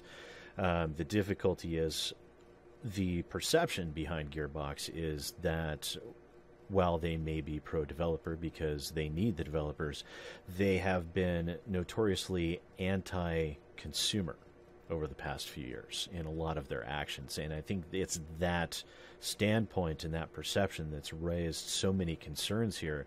And to seeing, I know there's a lot of reasons behind a lot of these actions that we've seen, but taken as a gigantic whole, it paints a picture that makes people very uncomfortable. And the We Happy Few collector's box not having the game in it is an exact example of that. And it might not even, not to say that it might not be entirely warranted, but yeah, it's just on the smaller end. Yeah, but I'm just talking like like when something like that happens, it's the instant perception from people, because it takes a long time for a company that's done things that people don't agree with in the past to have their opinions turn around on that. You know, it's not going to be just like, okay, this developer said they're really good. Well, that's 1 against 5 in some people's minds, right? I mean, to Gearbox's credit, to an extent, we've seen some slightly better things. I mean, they ended their partnership with, say, G2A earlier in the year, and then hearing this, it sounds like maybe they're getting on track. But for a lot of people, it takes time to have people convinced, right? And I think that's a totally reasonable reaction to think like that. Maybe not to obviously lambast people on the internet for no reason, but yeah, it's also because along with that, gamers as a community, it's a weird thing to see the gaming community, because we are by far and away the most unforgiving group of people you could ever meet in many instances. And it's also, that along with everything else is also one of those things where any businessman or anyone dealing with anything as far as public relations is concerned for decades and decades knows good word of mouth, one other person might hear it, one bad experience, 50 people hear it. And so, bad news spreads like wildfire, while there's so much good news that it would take to counteract that. But at the same time, yeah, just, I know I'm seeing a lot of these reasons here, but this as a package, it feels very much to the gamers like, well, Compulsion came out with, they got these brand new shiny AAA publishers, and along with it, they got a AAA price and season pass and collector's edition and all these other things, and pre-orders and pre-order bonuses that we see with every AAA game under the sun. And I think that's why a lot of the gamers are upset, is because of that AAA-ification. There's no real term for it, to where, Compulsion, everyone wanted Compulsion to be the darling of the indie scene, coming out with this fantastic looking and playing game, and them not going the AAA route. And I think it's because of that perception and that hope that's where a lot of this negativity has come from. Well, I think... Uh-oh. There's a ton of different... I broke him. But I mean, okay, the first thing I'd say is that the Gearbox publishing people are different. Sorry. So, basically, so many... How to recap a year of discussion. Basically, the Gearbox publishing people are different to the Gearbox software people. So they're an entirely separate team. So that doesn't mean that you shouldn't have any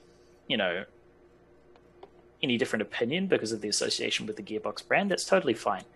But, you've always got to keep in mind that the way that people operate is always different, always changes. So all I can say is that the Gearbox publishing guys have been great. In terms of the gaming community and that sort of thing, yeah, we are a very opinionated and strong-willed bunch, and that's really great. In many ways, I think the gaming community is actually extremely positive. Extremely positive. The thing is, though, the loudest voices are often the negative ones, as you say. Mm-hmm. So we want to talk about Gearbox. I don't want to be their PR team, but I will for a little bit. Just for a bit of an academic analysis, right? So everybody hates Gearbox, right? No, obviously, literally everyone. Gearbox. Obviously, it's the totality of all of human existence hates Gearbox. Mm-hmm. But it's a split personality hate, because you have people that are like, oh my god, aliens, colonial marines, you guys shat all over us. One of the 6 people involved there. Okay. One of the 6 different parties. And Gearbox was sued by Sega, and Sega lost. Probably wasn't really them, was it? But I can't tell you much more about it. That's fine. I'm not Gearbox. But it's the split personality, because everybody seems to focus on everything they do. And partly that's because Randy's Randy, right? He's this out there, enthusiastic, sort of bit of a madman, really. And he's He's very polarizing. But I'll get pissed off about that, about Duke Nukem, although Duke Nukem's a weird one because everybody's pissed off that Gearbox didn't do a good enough job, and yet the only reason Duke Nukem Forever is actually released was because of Gearbox. After 10 years of development hell, I mean, I don't think that was a good call on their part to go and release that stuff. It's a big, complicated thing. So you've got those two. You've got the Borderlands 2 Season Pass thing where they had Season Pass and they had the DLC come up afterwards, which wasn't part of the Season Pass, right? That was a big thing that people didn't like. I'm right on that, right? Mm-hmm. So I'll just sidebar on that. The reason why Season Pass exists as a word is not because people like it. It's because there just had to be something, and Season Pass was the name that stuck. So that's what retailers are trained to upsell. It's what people are trained to talk about. That's why you don't get expansions in store, really. They're all digital. And it's still called DLC. So that's just a bit of a side point. Anyway, so you've got all of those things, and yet Borderlands 2 is arguably one of the most popular games of the last 5 years, and the hype for, a sequel to that is still ridiculously strong. So there's the split personality. Everybody sort of hates them, and yet we're all going to buy Borderlands. Let's not beat around the bush there, right? We are going to buy it. And so for me, No. I find it okay. Maybe you won't. I love hate Borderlands, but I don't want another menu sorting simulator. Thank you. I'm fine. Maybe, you've been but proven it's wrong. I'm I kidding. spent more time in the menu than I did shooting things. okay. Well, that's fair enough. Maybe it wasn't for you, but my point is that it's a super popular game, and the reality is Gearbox is a super popular company. It's just also super not popular, and it's very confusing and strange to us because while we knew people were a little bit pissed off, we didn't realize quite to the extent how pissed off people would get. And certainly the run on the reviews of the game, putting us, God, we're probably at 40% right now or something, which is always a bit disappointing after you release an update and work on a game for that to happen. And everybody's taking it out on us, but the reality is you're just hurting us with that stuff. You're not hurting Gearbox. It doesn't make any difference to them. They rise and fall on Borderlands, Now, that doesn't mean that, if you don't like the game, don't like what we're doing, that's fine. You gotta use the tools available to you. But I don't know. It seems a little bit out of proportion to me. I mean, we have been, as far as I'm aware, the blog post that Nyla and I wrote, I don't think anyone's ever been that honest with you guys about what happens in retail with what happens in development. And No, absolutely we're here not. talking about not it. even close. So that idea that we're anti-consumer, I'm sitting there going, I don't know. We kind of do everything we can not to be. So it just all of these things that we see with every AAA game under the sun, it feels again, it's perceptual, but it feels like nickel and diming is where a lot of that frustration comes from. And it's like, yeah, it's a good game, and a lot of people probably would be perfectly fine paying $30 or $60 for it. And I don't think anyone would really argue that point or beleaguer that, but it's adding on everything else, just like it, just basically everything that you would expect to see from every AAA game under the sun, minus microtransactions, is what we're seeing happen here. And a lot of people are concerned that Gearbox might be taking over and making those decisions, and people feel like they're trying to get bilked for extra money. Well, I mean, see, this is, I think, one of probably the most interesting disconnect between the way the industry thinks and the way that consumers think. Because consumers think that's a way to, take more money out of people, and that's true. I mean, that's true. Obviously, it is, right? I mean, it's a way to make more money, but from our perspective, it's no one's ever doing it to try and trick people out of money, right? So what do you do if you're a video game, right? And you've got a price point for retail that's been consistent for 15 years now. Now, let's not worry about arguing whether it should or should not. It roughly is consistent, right? So in other parts of the industry, like the mobile industry, they give people options about what they want to do, what they want to spend. Now, I don't like a large part of the way the mobile industry works. I don't like the focus on whales and that sort of thing. I think it's I think that's morally abhorrent, but that's me. Oh no, I but would really, actually 100% agree with you on that.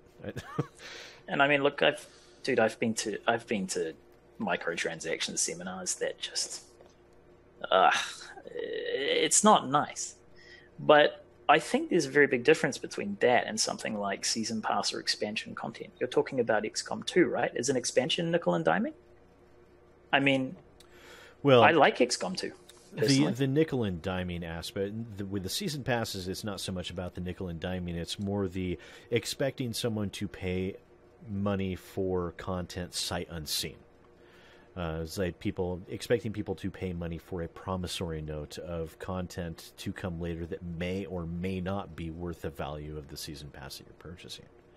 And we have seen that with games in the past where season passes were not worth the DLC content that were released for them, not by a long shot. And so you have 3 packages of DLC planned at some point down the road in the future, from what I gathered from the site. And so, a lot of gamers will typically value a game and even DLC at a rough estimate of $1 per hour of gameplay. And so that's really hard for people to justify the cost expenditure there of $20 for 3 packages when no one knows what it will entail. Okay, I mean, I think that estimate is a little high, to be frank. You look at something like The Last of Us was 15 hours long. Some people, personally, I was a 22-hour. Well, again, not everyone is going to hold that, but the most conservative estimates, and that I have seen a lot of gamers implement, they're not the majority, but they're significant enough percentage to be concerned about. Yeah, and I mean, ultimately, it doesn't really matter, right? What matters is that a person will have that sort of value, and like, it's really complicated because some people don't think about that. They don't think about the dollar per hour spent in the game. I personally do. And so my CEO and I, we argue pretty frequently on this because I'm the guy that says, no, like the game's got to be bigger than this if you want to do this. And he's like, no, it can be smaller. He's been in the industry 20 years. I've been around 5. The team members that we have are all very experienced. It's hard for anyone to know. But the point is, right, I think that's fair, right? I think it's absolutely fair. If it's not worth it to you, don't buy it. That's the simplest thing that I can say in these cases. But how will they know if it's worth it to them if they're promised something, if they're sold something before the knowledge of what is there is available? Well, then don't buy it either. I mean, I totally agree with that point. Yeah, don't pre-order it. I mean, I'm not sitting here to say to anybody you should go ahead and pre-order, right? So only buy the season pass after everything's released. Yeah. Well, yeah. You're worried about the content you're getting. All right. And I mean, for me, I'll give you 2 examples, right? So for me, I bought the Civilization 6 Deluxe Edition, and I bought it because I thought, you know what? I love Civ so much. I guarantee you that I'll play this game again in a year when it's all out there. And I'll enjoy it, and I'll play the different packs, and it'll be fine.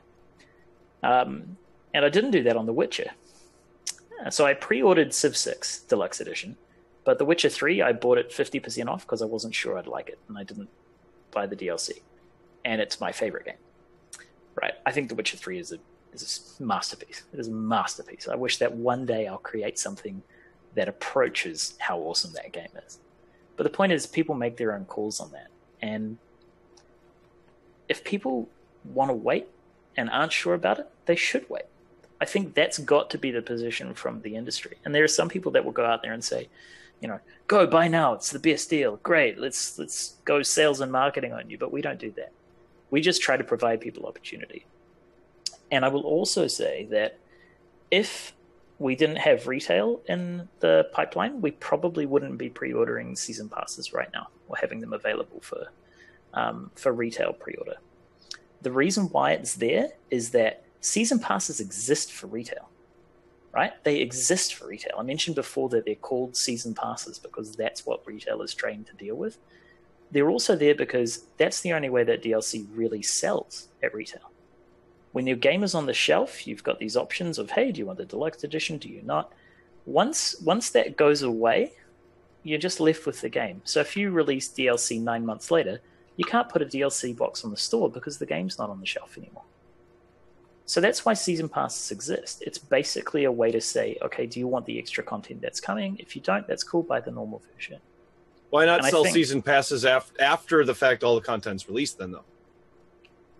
Because, again, then you'll have to... The way that works with retail is that you release what's called a Game of the Year edition, right? That's how that actually works in practice. But that's of course, not a season pass, though. No, but you can't really sell just a season pass on the shelf, right? Shelf space is extremely limited. So then it's expected for the people to buy the season pass before the content is out? Yeah, and it's done for... It's terrible, because... though. It's well, terrible. And that's not very friendly to the consumer, no, because they're putting money in a product that doesn't exist yet. Well, some would say that about pre-ordering anything in general. Yeah. Some would say that about Kickstarter. Some would say about early access. No, not early access, because the product does exist that you can buy.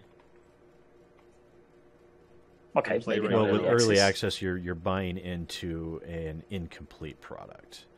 With no guarantee of release. Yeah, the major concern a lot of people have with season passes is that there's no knowledge of the content that you're going to be purchasing for now. There's no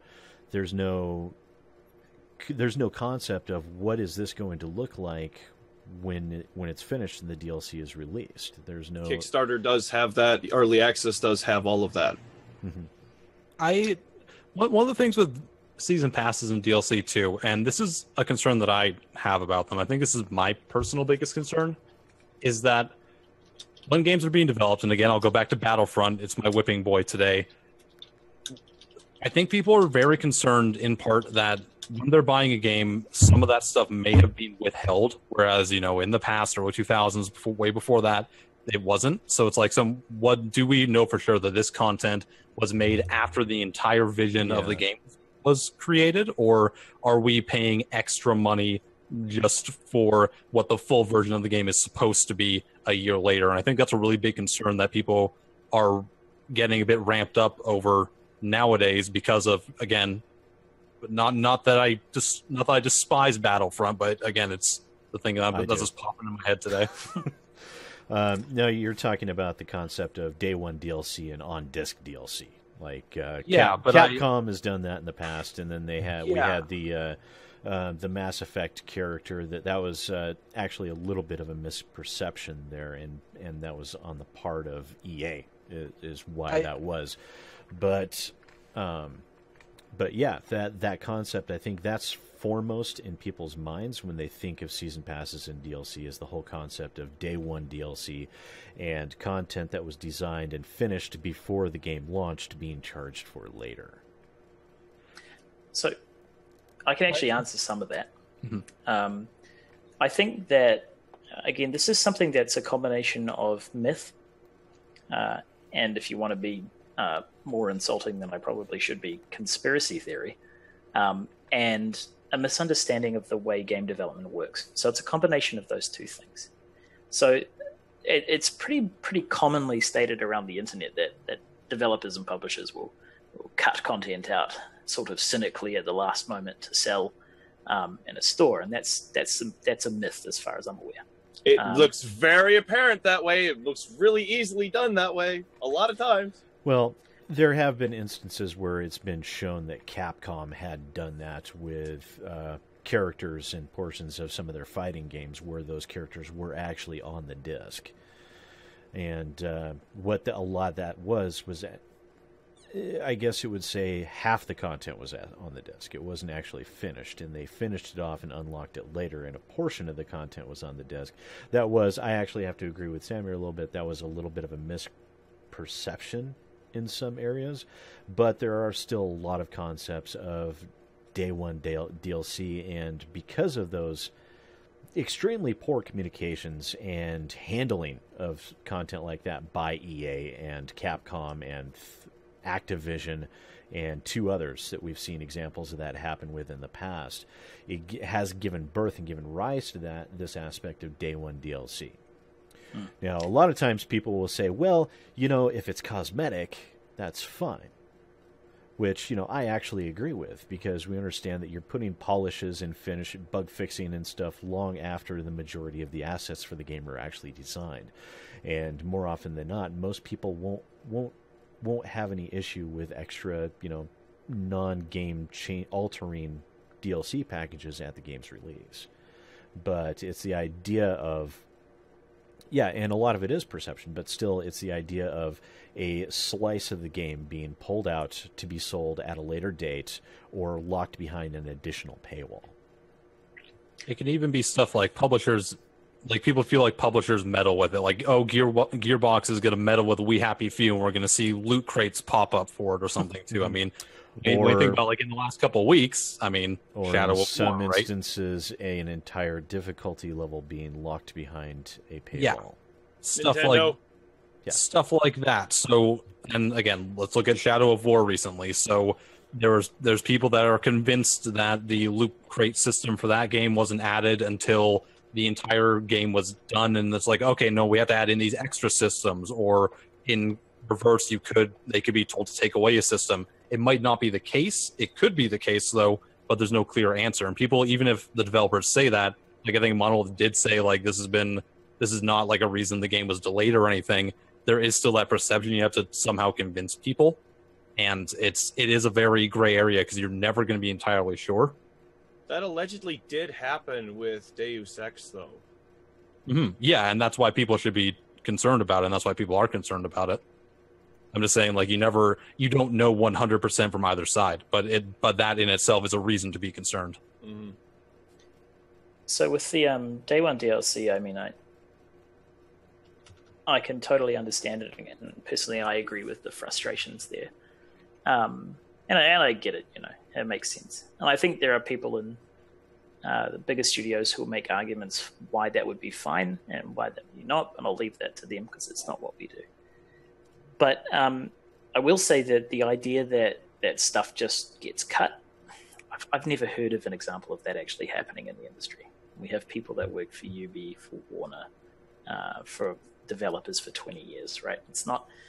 If it happens, I'm not going to say that there's definitely more to the story there, but, I don't know. I think Day One DLC is a bit of an exception, but I think people use that same argument about cup content to talk about other stuff, and that's probably not that fair. So the other thing is that if you then look at games, I don't think the industry as a whole really generally, whether it's on the industry or the gamer side, really sort of does a good job of understanding what do you do if you want to make or you want to buy more content about a game, right? So if you have a free-to-play game like Dota, right, it keeps updating, keeps selling cosmetics. There are people that have invested far more than the cost of a season pass, far more than, say, the season pass plus the game plus the collector's box that doesn't include the game, or whatever you want, right? And they do that just fine. And yet for some reason we have a problem with that when it comes to more traditional games, let's say. And I think you guys have raised a number of like really good points where, sorry, I keep my goddamn leather chair, it's just squeaking. It's terrible. It's terribly uncomfortable too. I bought it. Oh, fuck. Anyway. So basically, what happens if you want to make more content? Because that's something I wanted to talk about with the season pass specifically. But what if you want to keep investing more in it, right? What do you do? And we don't really have good models for that, except like the Paradox strategy games and their DLC that comes out that keeps adding more and more and more stuff to the game, right? People expect free content. And while I think free content's really great, only certain games keep selling well enough for that to be viable. Most need a revenue stream. It's why we're doing a season pass fundamentally, is so that we can have something to do once we finish this game, rather than, put our entire development team on a new project we want to keep building. Yeah, gosh, can't remember where I was going with that. But we're here now, so that's where we've landed. So we're circling back to season passes and the concerns people have and why it's included, and why people generally don't like them because they don't feel, they don't feel it is a very consumer friendly practice to have a sale item where it is, purchasing content sight unseen. Okay. Which I do have I have a question. Do you feel, you said you bought the Civ 6 season pass. Do you feel as though the content in it was worth it? I don't even know what half of it is. I logged on and I had some random terrible civilizations to play. And they're bad. Okay. They're bad. I bought 2 of them and they're just bad. Yeah, I didn't particularly it's not worth find them enthusiastic. Maybe, but at the same time, for me, I'm not personally concerned. I would like to have those characters in my game, but I can't see spending $5 a piece for them, much less buying the season pass.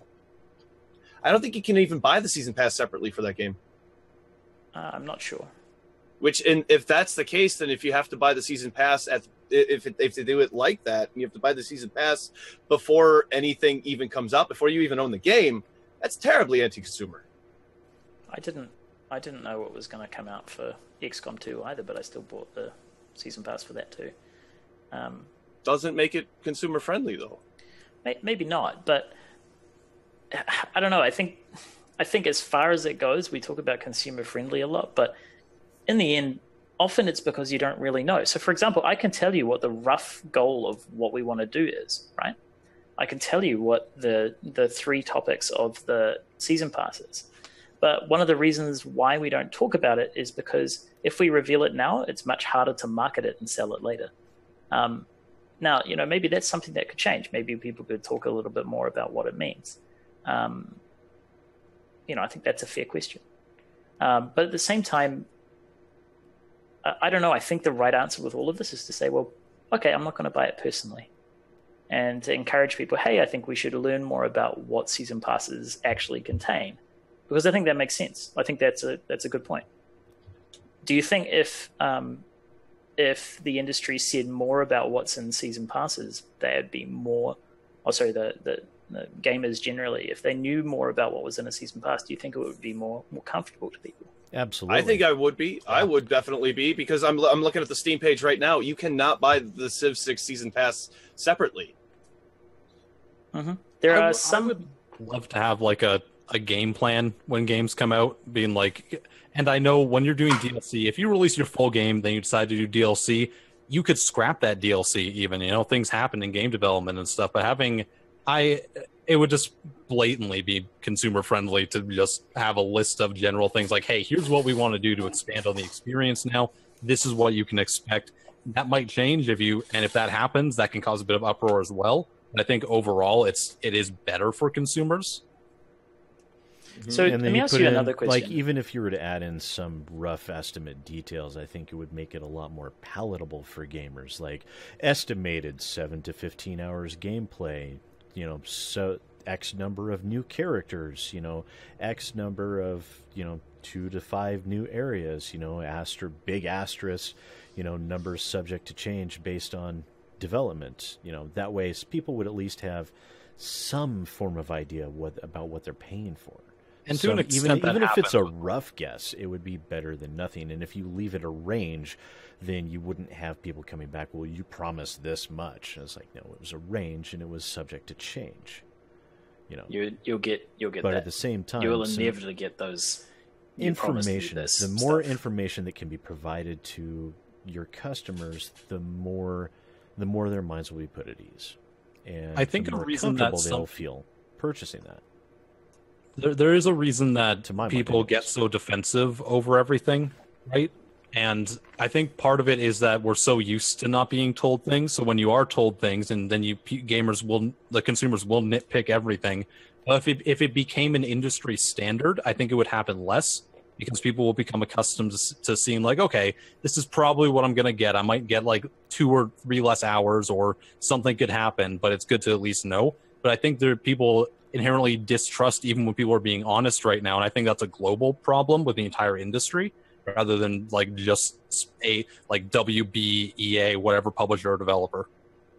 Yeah, but also because of that level of distrust, if you make those, if you take steps like those and then you come out and follow through with them, you end up looking like a god in the industry. Because I hate to say it, at the end of the day, honesty is a very high commodity right now, and consumer trust is a very high commodity as well.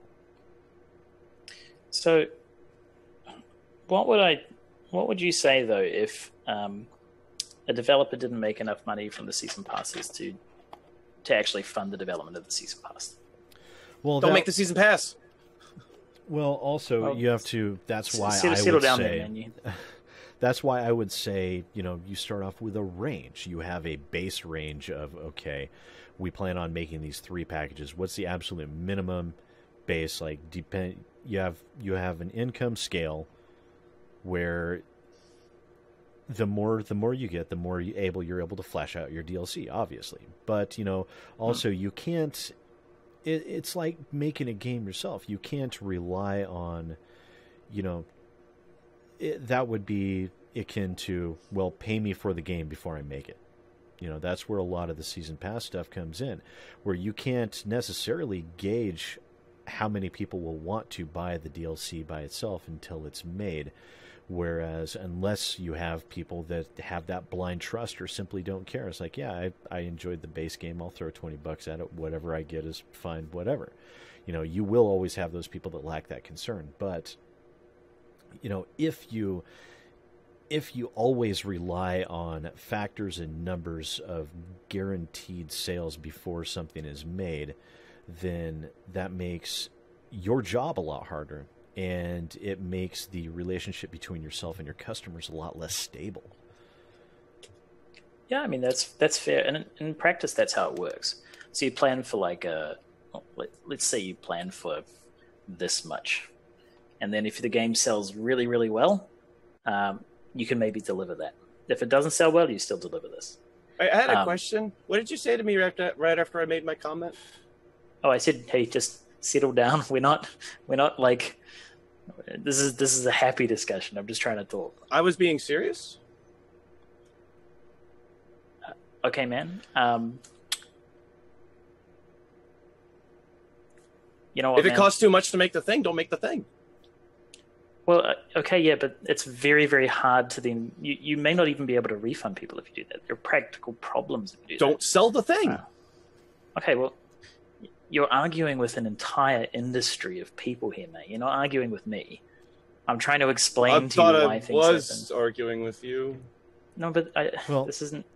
So your concern here is, Dandruff, and correct me if I'm wrong, but your concern here is that, if you are concerned that you won't get enough money to be able to sell the thing, then why even go through producing it to begin with?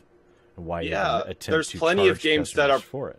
There's plenty of games that are profitable right now without season passes. They do just fine.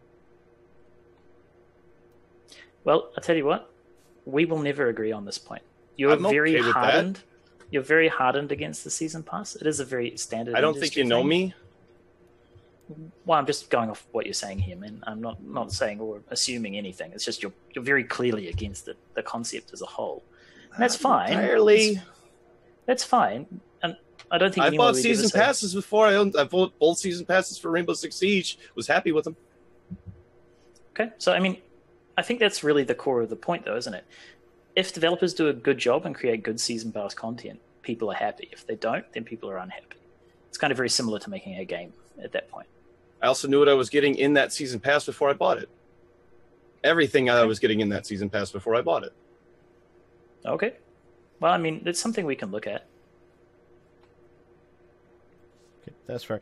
Remember, I do want to just keep this an open discussion. I don't want to turn this into a combat or anything like that. I wasn't trying to be. I was just trying to vocalize my opinion. No, you're perfectly fine. That's so. Let's see. Is there anything else here that we need to clarify on that or go over?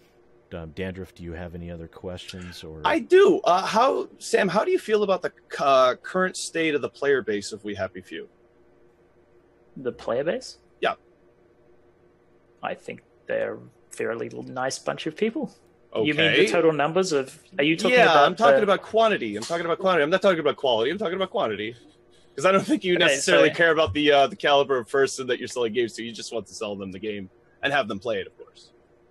Well, actually, man, we've spent 2 years really growing and maintaining and trying to build a really positive community. And we've actually managed to do that for the most part on Steam, on Kickstarter, on our forums. I'm not arguing. Are you asking about...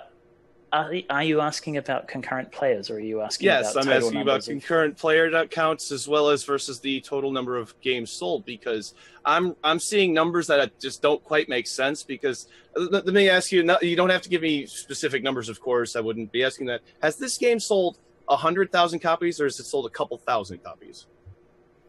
Well, all I'll say is that you can look on Steam Spy. Steam Spy numbers are actually pretty accurate. Okay, well then that's really disheartening, because for having sold over 100,000 copies, the peak player count for this game is just over 2,200. I don't think I really worry too much about that right now, man. The biggest thing for I see your face is interesting.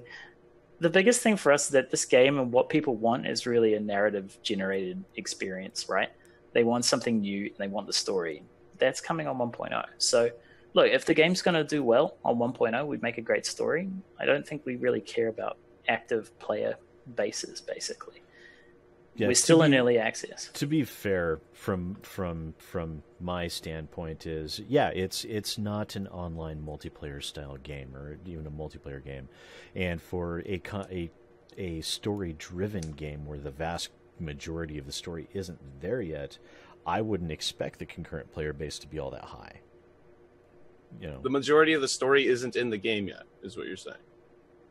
I haven't played We Happy Few. I would like to. It's a little bit expensive. It's gotten even more expensive now, and I don't think I'll be able to afford it. So I don't think I'll ever get to play it. Well, you can just send me an email, man. I mean, I don't know you, man. Well, you can ask Sid. He knows you. He knows me. I don't really know Sid either. I really don't know Sid either. I know PattyJack more than I would consider myself friends with PattyJack. We do provide keys to YouTubers and streamers and that sort of thing. So you can just send us an email. You'll have to verify, click through to make sure that your YouTube account's linked and that sort of thing. But you can go ahead and do that. I'd say for you specifically, maybe give us a bit to wait until we've got the 1.0 product. I enjoy early access games. I quite enjoy. I don't look at it as though you're paying for an unfinished product. I have a little bit of a different view just for myself, that I'm paying for the experience to see the game evolve. I like that. Well, I mean, personally, me too.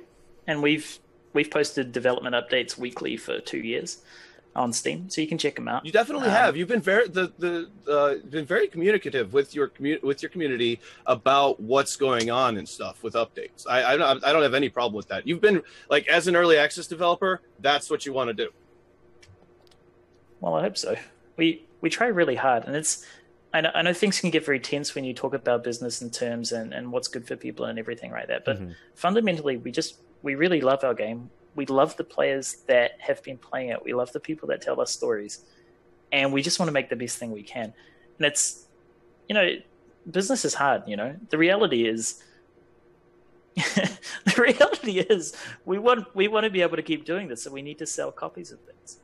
I mean, season passes, I get it, sucks, but what a season pass will do is fund our development for a year. All right, it'll allow us to build those things and make some really cool stuff. And it's not for everyone. We're not going to tell anyone to buy it if they don't want to, and that sort of thing. But we try to do everything right. It's really hard, It's impossible to know what will upset people at any given point in time, right? And as YouTubers, I think all three of us could agree with that. Yeah, it happens. But we deal with the masses as well. Yeah, I have no idea what I'm doing with this. I don't know how I've amassed as many subs as I've gotten. Really. Well, I think if you just are honest and open about things, I think it goes a long way, right? I agree. And that's what we try to do, even if we don't always succeed. We do our best. Yeah. So I know we're running like well over our time frame here by almost 40 minutes now. But did anyone else have anything that they wanted to discuss while we had Sam, and he's still willing to sit there in that psychotically uncomfortable chair? Yeah, I have one question, and I'm only asking this because I think that this is a question that a lot of people just want to frankly know, and I don't necessarily expect an amazing answer, or that you can even talk about all of this stuff right now. So the game has jumped from $30 to $60. So if someone who bought the $30 game versus what about it makes the game worth $60 as opposed to $30, not including the retail stuff? Just because I know there are people in the chats, in the comments that are wondering about that, and I think it is a really important thing to talk about. Okay, do you mean specifically compared to what it would have been without the deal? What sort of scope increase are we looking at? Let's go with that. Okay, so in terms of what's in there right now in the game, there's roughly... It's really hard to measure content in a procedurally generated world in any other way than the number of quests, right? So that's sort of the baseline. So I'm the guy on the team that looks at those sorts of numbers. So right now in the early access, we have what are called encounters. There are about 90 of them. Okay, so those range from something that's really simple, like there's a chest that spawns in the middle of the world and it's got witchcraft stuff all over the place and a little note. And you can go back there every time, every day or so to get new stuff out of that chest. That's an encounter. But likewise, so is that intro, so that 5-minute scripted story moment. So that's 5 minutes. That's also an encounter. So it ranges, and I've got different sizes for all of them, but there's about 90 of them right now. Now, in terms of the full game, we had around about 320 planned. Now, I'm looking at where we are, and I think maybe we'll get to 250. That's looking pretty solid right now. Development's really tricky, so sometimes you want to do a better job on one thing so it gets bigger, and a couple of other things don't get made as a result. But I'd say basically in terms of comparable content between now and the $60 version, it's about 2.5 times bigger. Now, I'd like to give an updated answer on that in November, because that's when I'll actually know for sure. Yep, no problem. I was just wondering because I know it is something that is on people's mind, because that's the first thing when people hear like, oh, this game was $30, now it's $60. Okay, what makes it $60, right? That's got to be at least one of the biggest concerns with most people when they hear that, especially if they were interested in the game and they didn't buy it yet. So it's good to hear at least anything about it, right? Just to get it addressed at all. Yeah, and that's to the current version. So we also updated it during this time. So in terms of the version you could buy at $30, that was 75, I think. I think 75, because the number of encounters we added with the last update was smaller because they were a lot bigger. So yeah. Okay. And also, I know one other concern that people have had was the potential prospect of scope creep. Now, I don't think... I know a lot of people have expressed concern about this regard, seeing games in the past with, runaway Kickstarter rewards and things like that. Is there any potential of the increase in scope harming the overall development of the game, or extending it to a time frame where it might be unfeasible for you? No. I think the risk is that we won't be able to build quite as much as we want to. I'm being brutally honest about that, right? That's the nature of development. One of the things we're thinking is, well, honestly, it's a bit premature because we don't exactly know right now. But as far as I'm aware, no, it should be fine. We've been able to estimate our rough progress over the past year because we've been developing the story in the background, so we have a pretty good understanding at this point of what we need to build, and we don't have very much time before we have to have that content finished. We're talking around 2 and a bit months at this point. So we've been building a lot of this in the background. Yeah, so I that's mean, really not much time at all. no, which is why we're working so many hours right now. But it's I mean, compared to most things, like this deal's been in the works for a year. We've been building up to this for a very long time. So a lot of the hard work has been done by the last 2 months of content work, and then we've got 3 and a bit months to bug fix before we manufacture, and then we could have time after that for a day one patch if we need it. Hopefully we won't. Hopefully we'll be able to pivot over to creating cool DLC at that point, which I am excited about, believe it or not. And it's, trust me when I say, you will see that there's no possible way that was cut out from the game. You'll have to trust me on that, but you will see. So yeah, that's where we're at. Okay, well, if we don't have anything else, means we're almost 45 minutes over, let's go through and do some outros. Sam, do you want to give any specific shout-outs or special call-outs to your game or yourself or any of your team, anything like that? Where can people go to find specific updates for your game, anything of that nature? I'd say just check in on the Steam announcements or on our website. The only thing I'd ask is, hey, remember that we're people too. We're not an evil mega corporate that is out there trying to ruin your childhoods. We really just want to make cool games. So please, if you do come and visit, please be. If you want to disagree with us, I hope I've proven tonight, disagree away, but be nice about it, you know. And that goes to all other developers out there. Be nice to people when you're talking to them. All right. So, Dandruff, who are you? Where can people find you? Tell us all the things. I run a variety video game news show. You can find me over at youtube.com/news cartridge, twitch.tv/Dandruff_LUVS_UYOU. Twitter at news cartridge. I do a daily gaming news show. I like to think I have fun with it. Do a little vlog at the end of the day. Yeah. I don't know what else to say. All right. I am PattyJack. You're going to be moving soon, so you might be down for a little bit, but where can people find you? Yeah, so in roughly a week, I'll probably be able to start up videos again and stuff, but if you want to go and see my stuff in the meantime, you can go to youtube.com/IamPattyJack or check out my Twitter at IamPattyJack. It's IamPattyJack everywhere, so that should be pretty easy for you to find. On my channel, I do a variety of stuff. I cover terrible games a lot of the time, like really awful ones. I look through Steam in the trenches, find the worst thing ever. I call every game I don't like the worst game ever. So if I ever do that, if a developer's watching, don't worry. Your game is the worst game ever, along with every other worst game ever. So it lessens the blow a bit. And then I do like whatever the hell else I want, what I feel like that day. So yeah, we'll take a look.